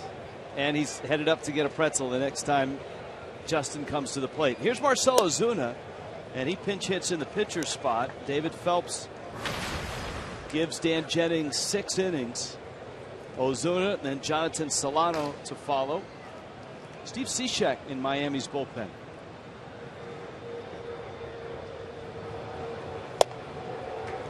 Colon gets a strike, and it's 1-2. The choices here, not an easy choice. I'm not sure which to go with. You have to choose really between Ozuna and Baker to pinch hit in this spot. But you're not going to pinch hit Echeverria or Real Muto. And you kind of know whoever you pinch hit here, you're probably not going to have the rest of the game. 3 for 21 on this road trip for Ozuna. And a 1-2. You see Colon just 75 pitches through his 6 1/3. That's a foul ball. Wide of third.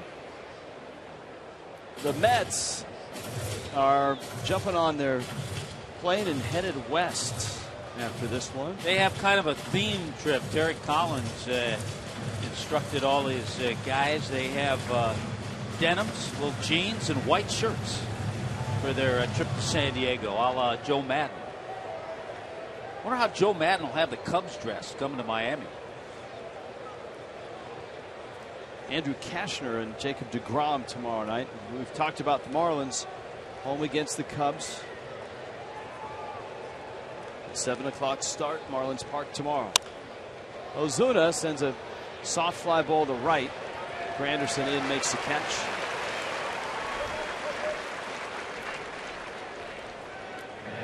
And here comes Jonathan Solano with 2 outs. Let's see, Joe Madden used to have the Rays would be all white.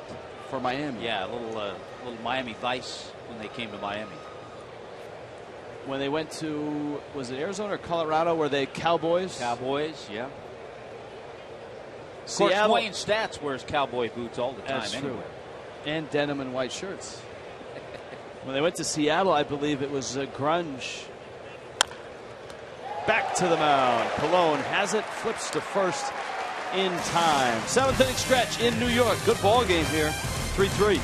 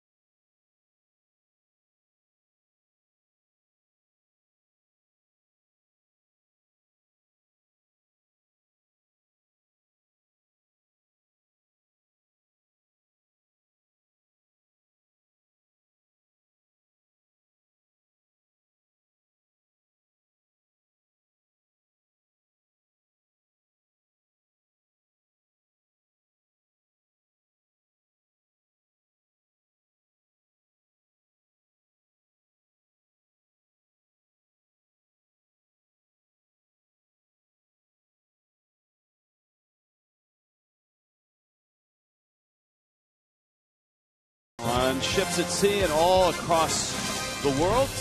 We salute you, the United States Armed Forces serving around the world.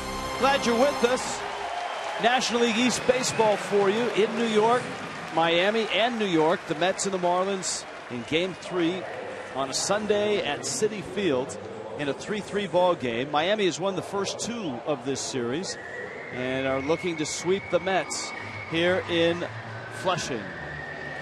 Thursday, the 18th of June, an American tradition comes to Fox and Fox Sports 1 for the first time.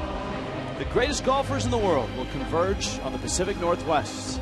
Our exclusive coverage of the 115th U.S. Open Championship begins June 18th on Fox Sports 1, Fox, and streaming live on Fox Sports Go.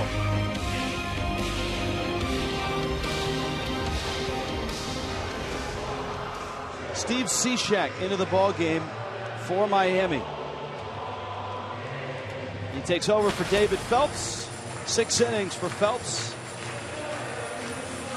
Well, as you look ahead to this ball club, to the Marlins and improvement, how they're going to play, certainly one of the keys is Steve Cishek. And it's really been interesting watching how Dan Jennings has used him to try to get him back on track, how he himself has put in a lot of time and a lot of extra work in the bullpen early before games, working with Chuck Hernandez to try to put things back together, get that delivery ironed out. And his last few outings, he's throwing the ball pretty well. Well, a test here in a 3-3 game in the bottom of the 7th. Marcell Ozuna will stay in the ball game in center field, so it's a nice opportunity for a bit of a switch here. Ozuna in center.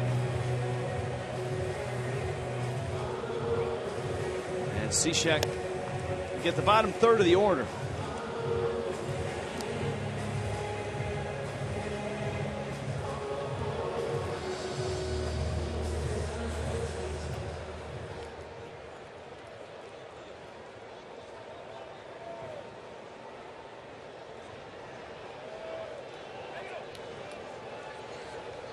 Juan Lagares against Steve Cishek.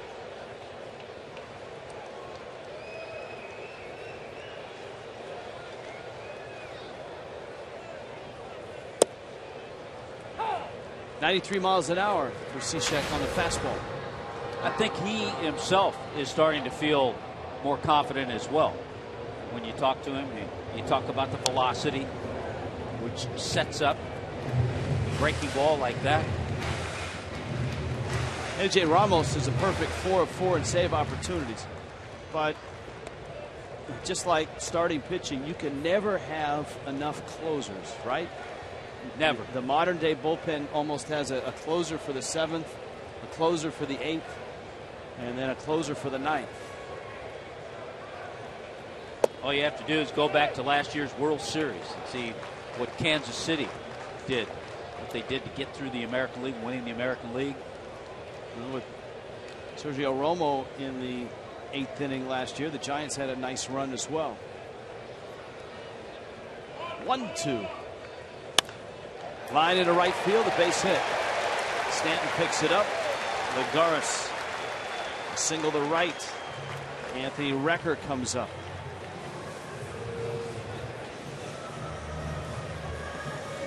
Boy, going back the numbers of David Phelps, 6 innings, gave up just the 4 hits, retired the last 10 men he faced. Of the 3 runs, just 2 earned, and he didn't walk anybody. So after a little wobbly start, David Phelps did a nice job.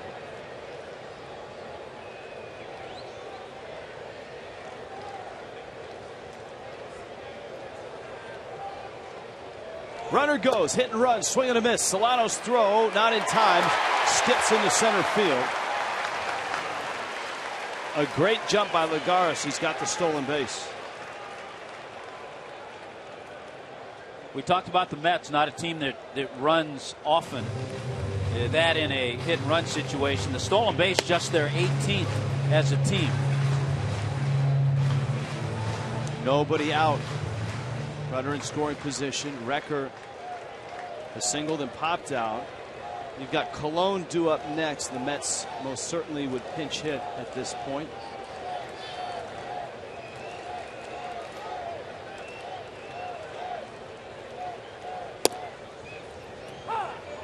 Cishek with a slider for a strike. It's 0-2.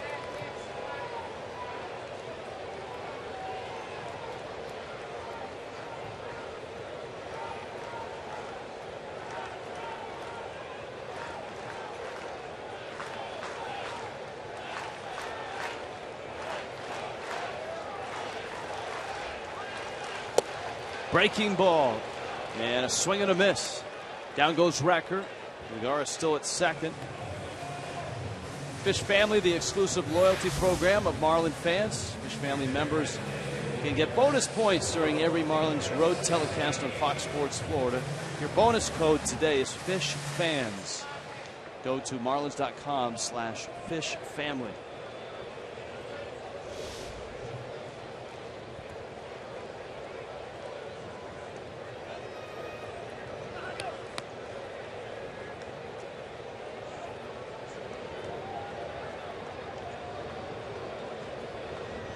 Daryl Siciliani pinch hitting for the Mets.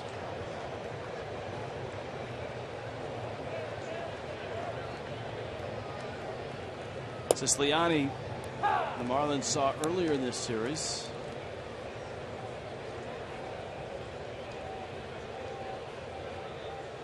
Came in the ball game late yesterday afternoon. Also a pinch hitting appearance on Friday. Coming up in the Mets organization, Siciliani, a fourth round pick, won a batting title in A-ball back in the New York Penn League.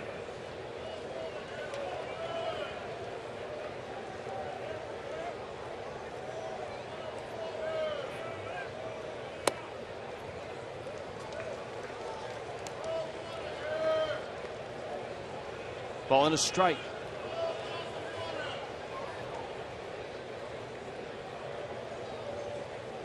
Granderson in the top of the order on deck. Cishek in the bottom of the seventh.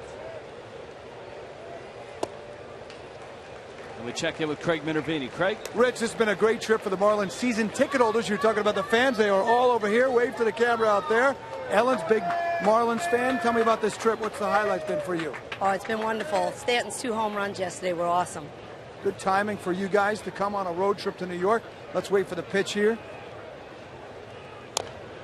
How about you? Your name and how much fun you had? Jim Hunt, having a great time. Looking for the sweep today. You do anything besides baseball in New York? Yeah, we went by the NBC studios, that kind of stuff. Some of the Seinfeld stuff. A little sightseeing. All the ticket holders got to see 3 games too, which is nice. Some great seats. They were down low there the other day. They were up here in the suite as well. Rich, I'll wait for the pitch here and get one more interview if we can. 2-2 pitch.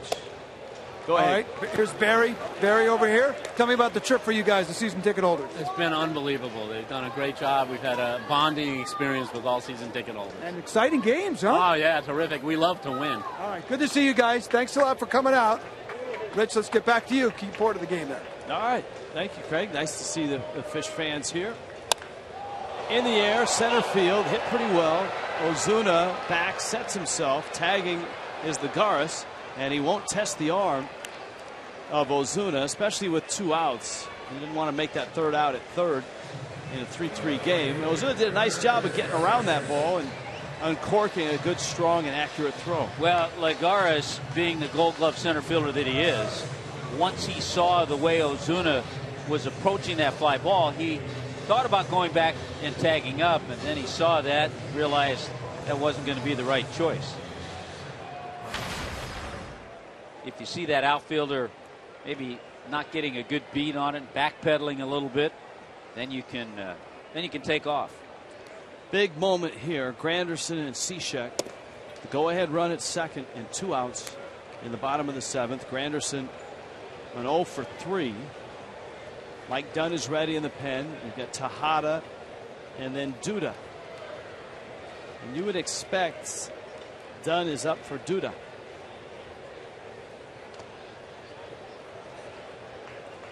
2-0.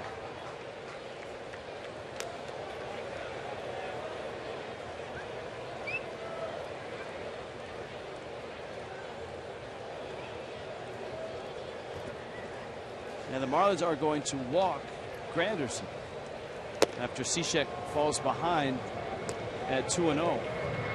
Well, you have the right-handed bat of Tejada. Then, as you pointed out, Duda on deck, but Dan Jennings hoping it doesn't get that far.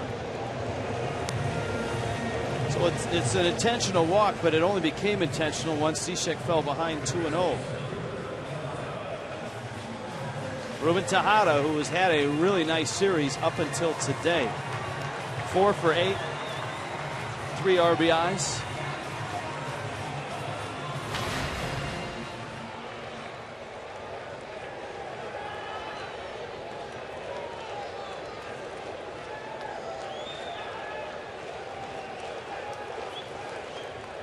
Granderson and Lagares. Pretty good speed out there for the Mets.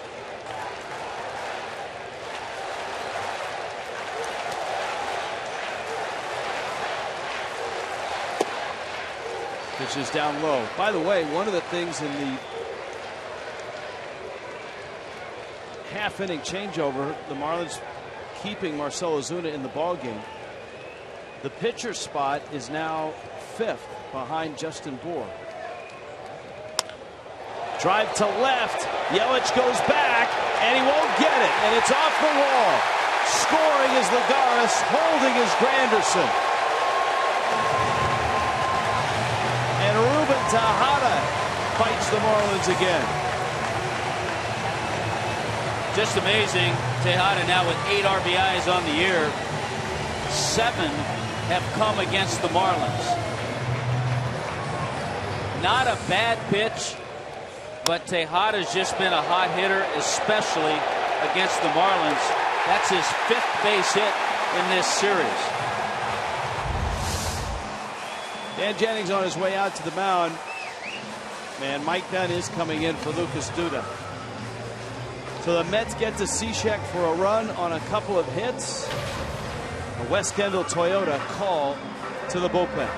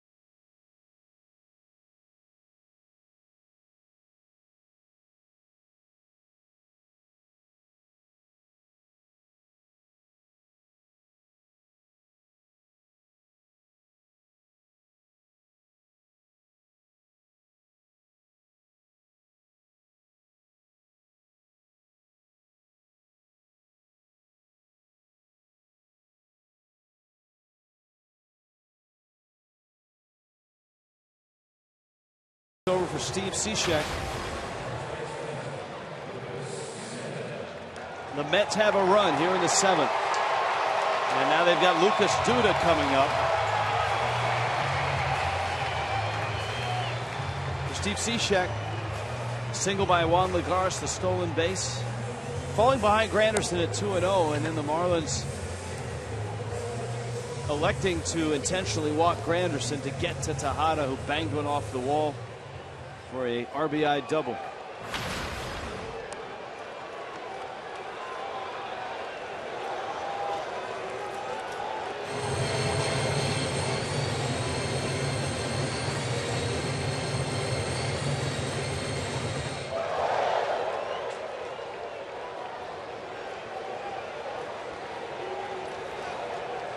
So it's done against Duda.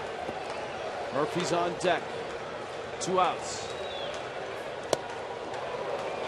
Big swing. Pair of runners in scoring position. Mets have reclaimed the lead. See the career numbers in this matchup. Last night, Mike Dunn in the 6th inning came on and struck out Lucas Duda. Pop up, shallow center. D. Gordon flies in and makes the catch and saves a pair of runs. Wow, that was close, and quite a play by Gordon, who face planted into the grass and held the ball. He may have knocked the breath right out of him. Mets have a run, and now they have the lead.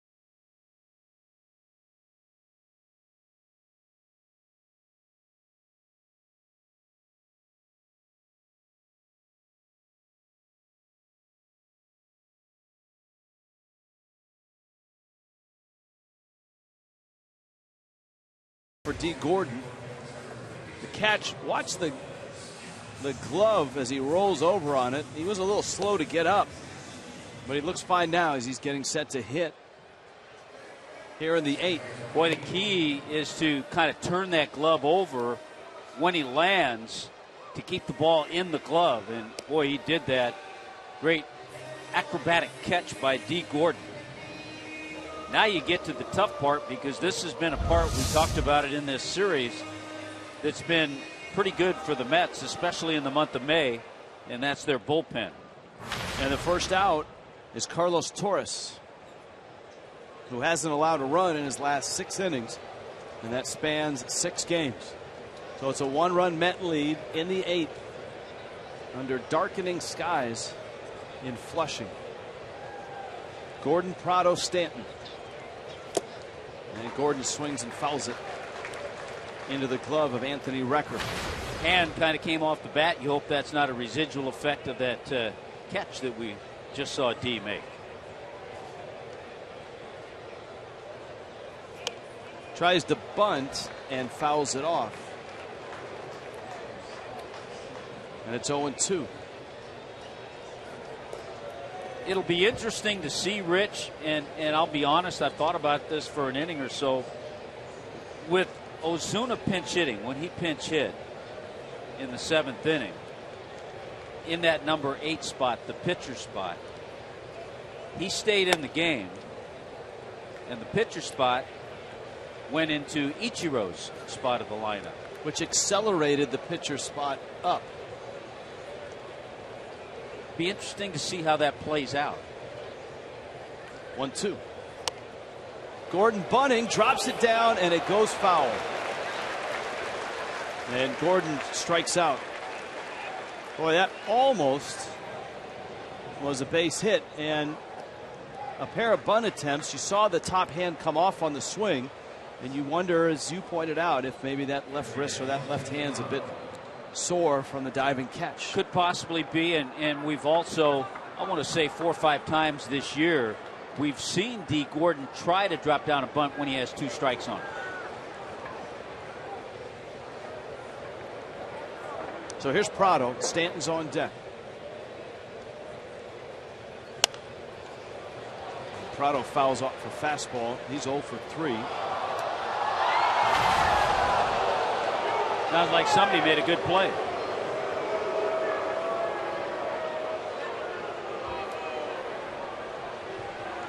A bad play and then a good play, apparently. The ball cascading down a section. 0-1. Went back to the screen. It's 0-2. It has darkened here a little bit, hasn't it? Oh, absolutely. The weather that has been up in the Northeast. Some thought it might get here during the game. Others think that it will get here right after the game. A lot of the stuff went north of here, too.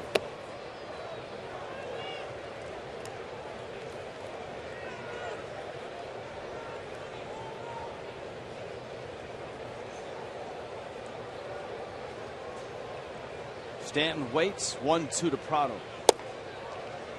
Carlos Torres misses away. Marlins got to Alex Torres yesterday. Carlos Torres pitched a scoreless inning on Friday night.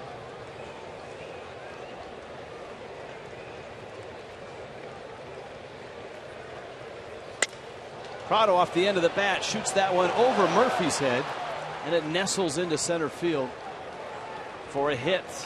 And here comes Giancarlo. MLB.com ballpark app.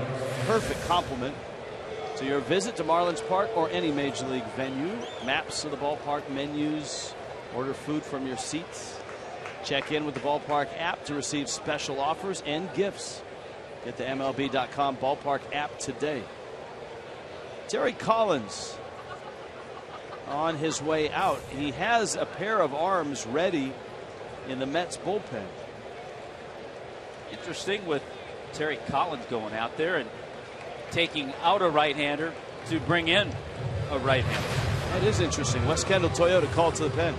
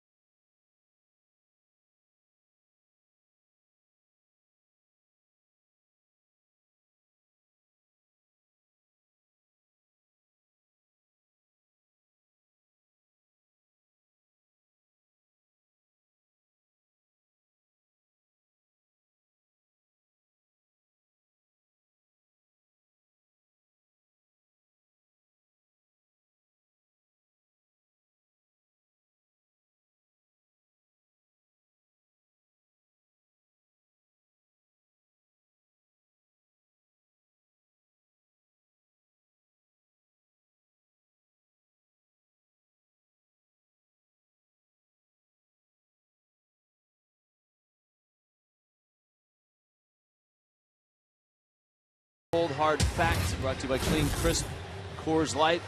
Best day game records.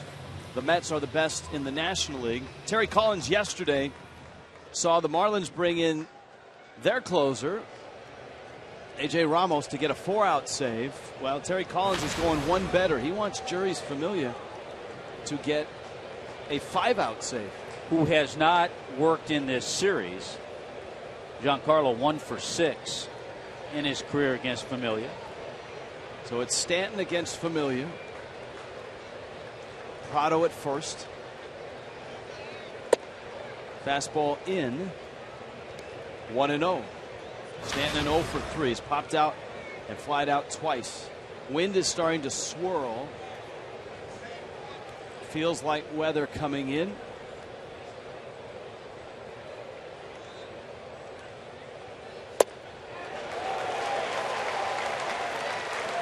Boy, a live moving fastball in on Stanton. 4 saves at the Marlins' expense.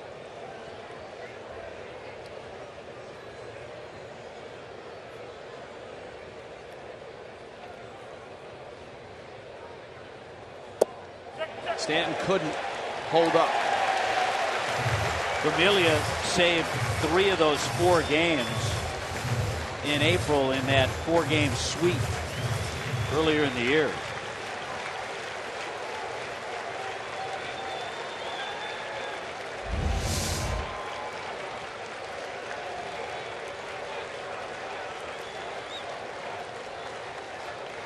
One, two. Swing and a miss. Stanton chasing a slider.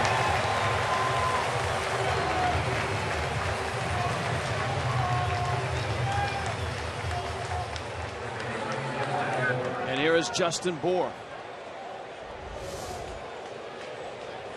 Boy, he just expanded, and he got Giancarlo to expand way off the plate. So here is Bour. Jeff Baker, by the way, has entered the on-deck circle. The pitcher spot is due up next. And Bour lines one into center field. That's a base hit. Prado around second, racing for third. Up with the ball, Lagares, and his throw not in time. It skips away. Prado stops at third.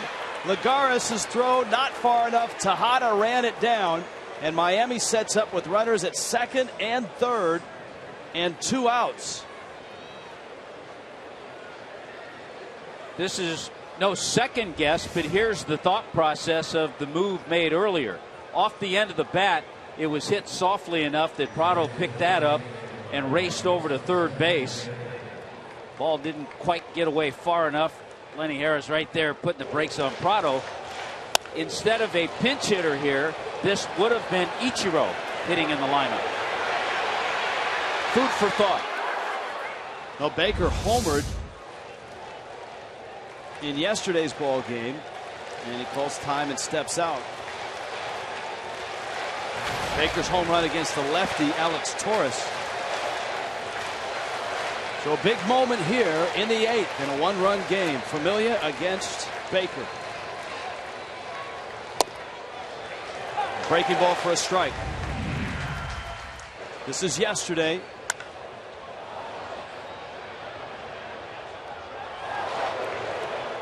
A very different look on the mound for Baker. Yeah, this is a lot tougher matchup. 12 pinch hits last year, 9 pinch hit RBIs for Baker last year. 0-1. Baker holds. Didn't offer at the slider. Ball and a strike.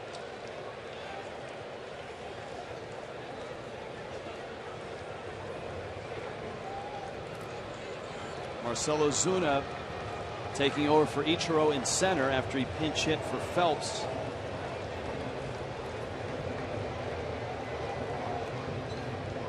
One. It's out.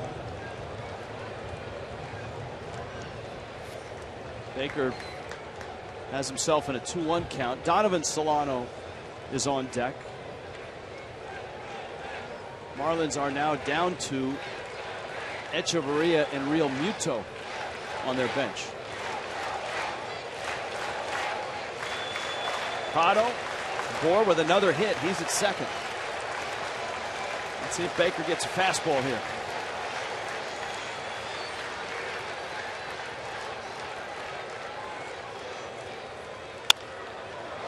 Little fly ball, right field. Granderson over, and it's foul into that corner.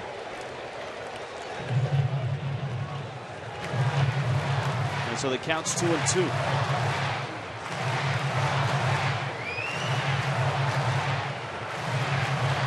14 of 15 is Familia in save opportunities. His only blown save May 18th against the Cardinals.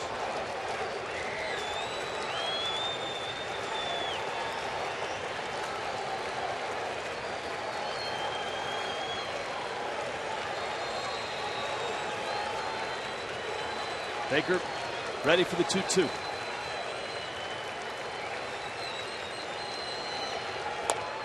Little tapper wide of the mound. Familia has it, underhands, and gets the out.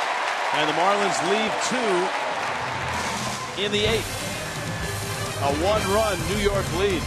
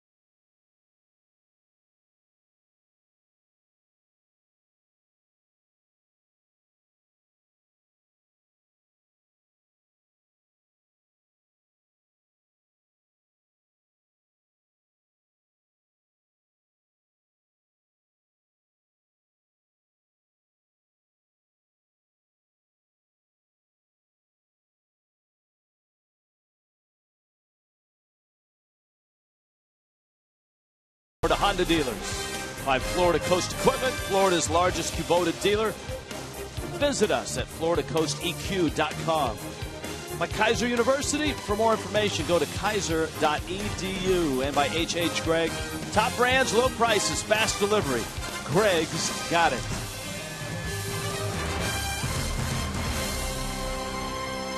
Well, it's not that dark here in New York, but it's getting that way with the dark clouds coming in. Chance of rain likely late this afternoon. Carter Capps out of Miami's bullpen. Daniel Murphy, Wilmer Flores, and John Mayberry. A lot of twists and turns in this ball game, the latest of which is Jeurys Familia coming in to try to get a 5-out save. Familia did get the 2 outs in the 8th. Cap's trying to keep it at a 1-run game, 98 miles an hour with that fastball. In his career, Rich, Familia has 3 5-out saves. Had one this year against the Nationals. Familia threw just 10 pitches to get those 2 outs.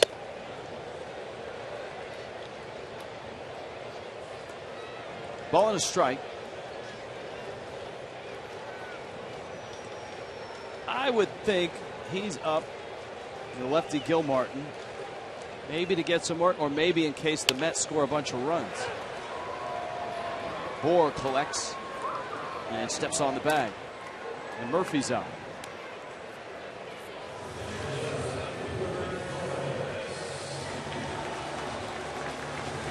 So we've seen both managers in this series be a little unconventional with their lineups, with their pitching changes, with their closers. And I think certainly in the case of the Marlins, Dan Jennings has to be, because of the nature of his bench right now, with Echeverria and a sore shoulder. You're not sure if he can hit or not. probably could run, maybe play some defense. So when you have a limited bench, you have limited opportunities.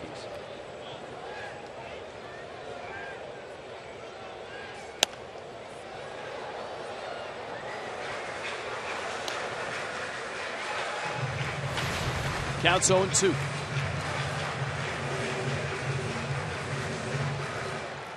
That Reds-Nationals game, which was so tight, 2-0 Cincinnati, has dissolved into an 8-2 Reds lead in the bottom of the 8th in Cincinnati over the Nationals.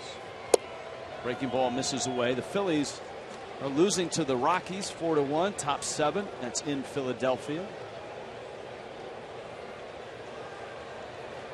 Atlanta in action in a few minutes in San Francisco. Slider from Caps. That's a pitch that he's really developed and has been a nice weapon the last few times we've seen him. I'll tell you what, when he makes that pitch with the crispness and liveness he has on his fastball, there aren't too many right-handed hitters who are going to hit that. Of course, the Marlins have played the Mets a lot, but the most RBIs against the Marlins this year, Bryce Harper has 8. Tejada has 7. Flores and Murphy with 6. Mayberry takes in, and it's 1-0.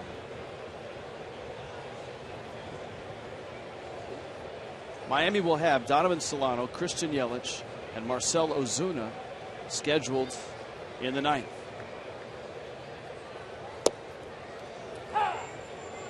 The number 4 hitter in that inning, Jonathan Solano. JT Realmuto, Danny Echeverria is left on Miami's bench. I think if it got down to that, you'd probably see JT Realmuto hit for Jonathan Solano.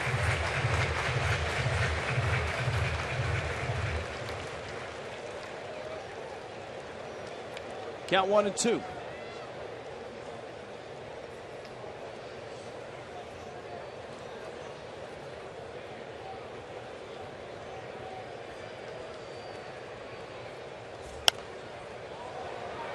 Camp's just overpowering right now with the fastball. Now that he's added the slider and has been able to use it effectively, that changes the whole dynamics of an at-bat against this guy. Yeah, you can't just dig in and say, well, he's not going to get the slider over and try to gear it up for the fastball. There's the slider, no swing. That's a pretty good take right there because that's a tough pitch to lay off of as a right-handed hitter.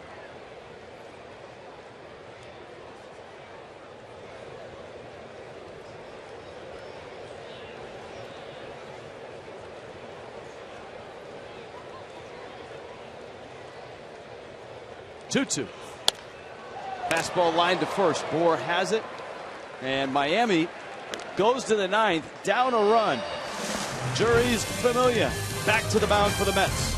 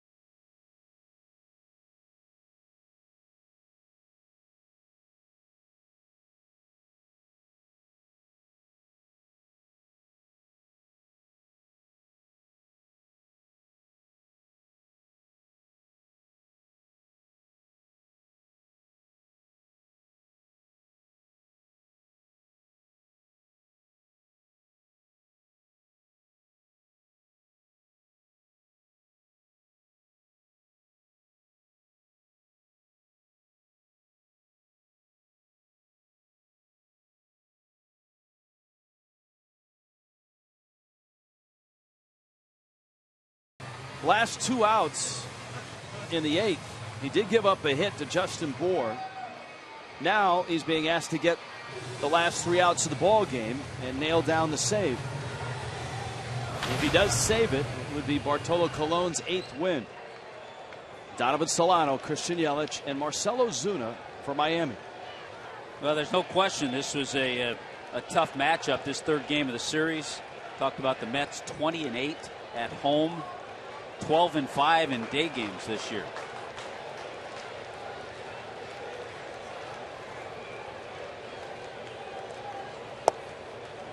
Solano trying to get aboard. Familia misses down low. A hit and run single back in the 2nd. Solano has struck out, flied out. Mets closer has been very good this year. In fact, he's a candidate to be on that National League All-Star team. Solano, a little tapper towards short. Flores has it on the run. He gets the out. Met fans hold their breath a little bit. Flores has made 10 errors, but came up with that ball nicely. This is traveling over. You got to pick and throw. And a job well done by Flores on that one. There's Yelich, a 1 for 3, a double, an RBI, and an 8-game hit streak.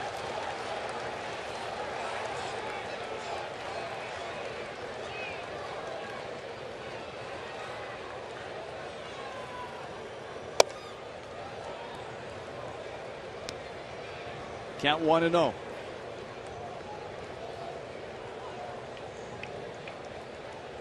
Yelich has homered twice this year.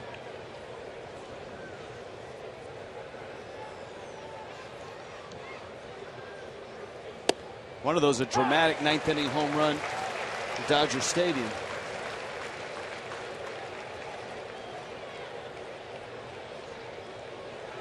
Ozuna on deck.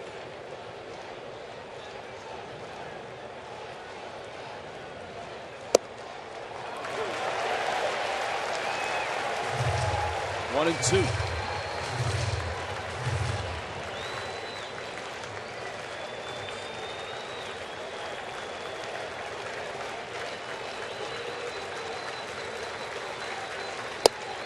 Got him. And Familia has 4 of the 5 outs he's been asked to get. He's trying to get a Raleigh Fingers type save. Back in the 70s, Fingers had come in 2-3 innings. Of course, then again, a lot of them did. Goose Gossage did the same.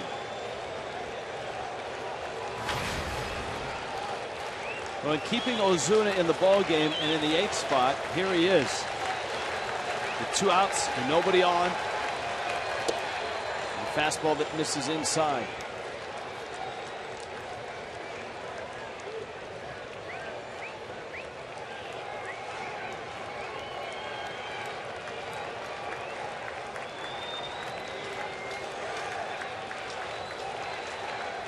One 0.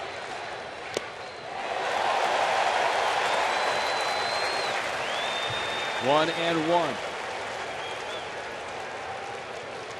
Jonathan Solano is on deck.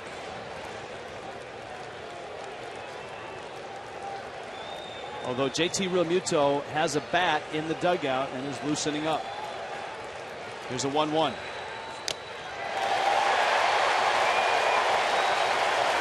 And Familia and the rest of this crowd anticipating the finish.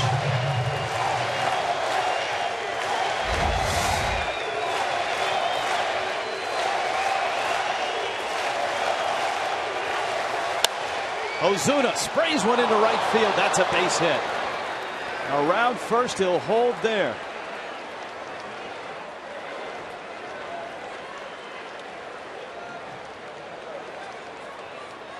And the Marlins will pinch hit Realmuto here for Jonathan Solano. Realmuto, who homered in yesterday's ball game, comes up here in the 9th. Ozuna at first. And for just the 2nd time this year in a pinch hitting role. But he's Probably been thinking about this, alerted about this situation for an inning or two.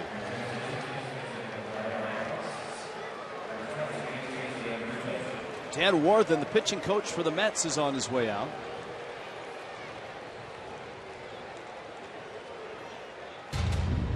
This was Real Muto, and this was yesterday off Jonathan Neese. Hanging breaking ball. And he drilled it out to left. Had himself a double and a stolen base later in the ball game. A nice day for JT Real Muto. Scored a couple of runs.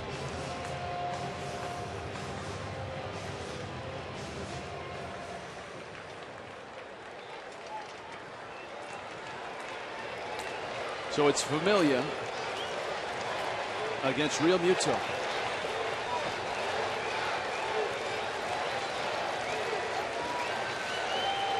With Ozuna, the tying run with 2 outs in the 9th at first. And Familia goes over.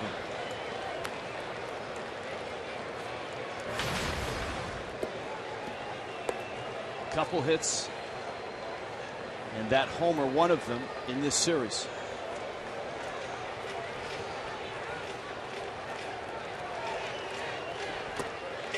Ball in the dirt. Familia has thrown 21 pitches now. Of course, he came in and got the final 2 outs of the 8th. Did give up a hit to Justin Bour. A lot of strikeouts in relief.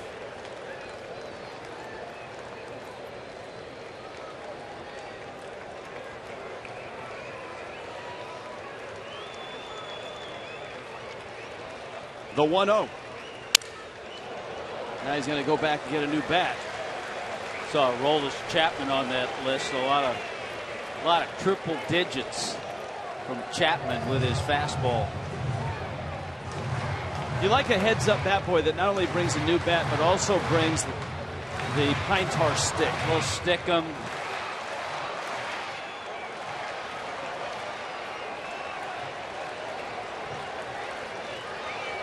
Real Muto family that was here over the weekend is hung in for Sunday and hung in to see a big pinch hitting appearance. A ball and a strike, 2 outs in the 9th.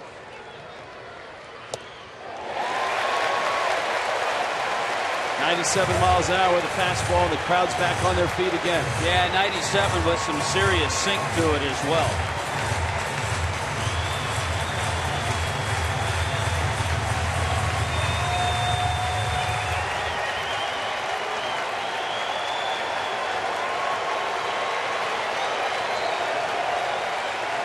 Outfield towards right center.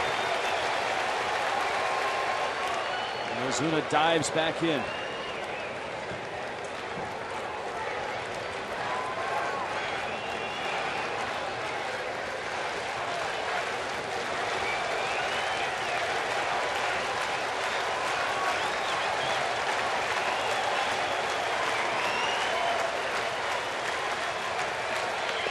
In the dirt, Wrecker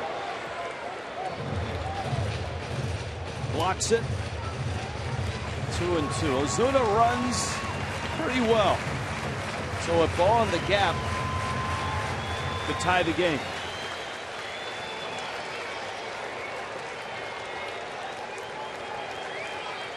A lot of room in that left center field gap, too.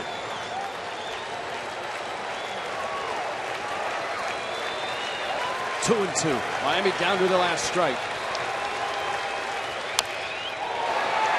Foul ball. It's a foul ball.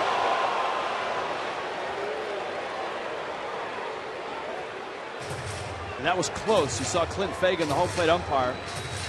And if that ball is out on the plate, it's a fair ball and the game's probably over. And look how close it came to getting there. Oof. It's right behind the plate.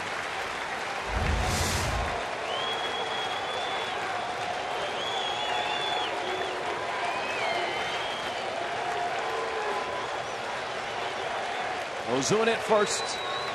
2 outs in the 9th. 2-2. Popped him up infield. It's Tejada, and he makes the catch, and the Mets win the ball game. Jury's Familia gets the last 5 outs. And the Marlins will have to settle for a series win in New York. They take 2 of 3 from the Mets, but the Mets capturing this game here on a Sunday.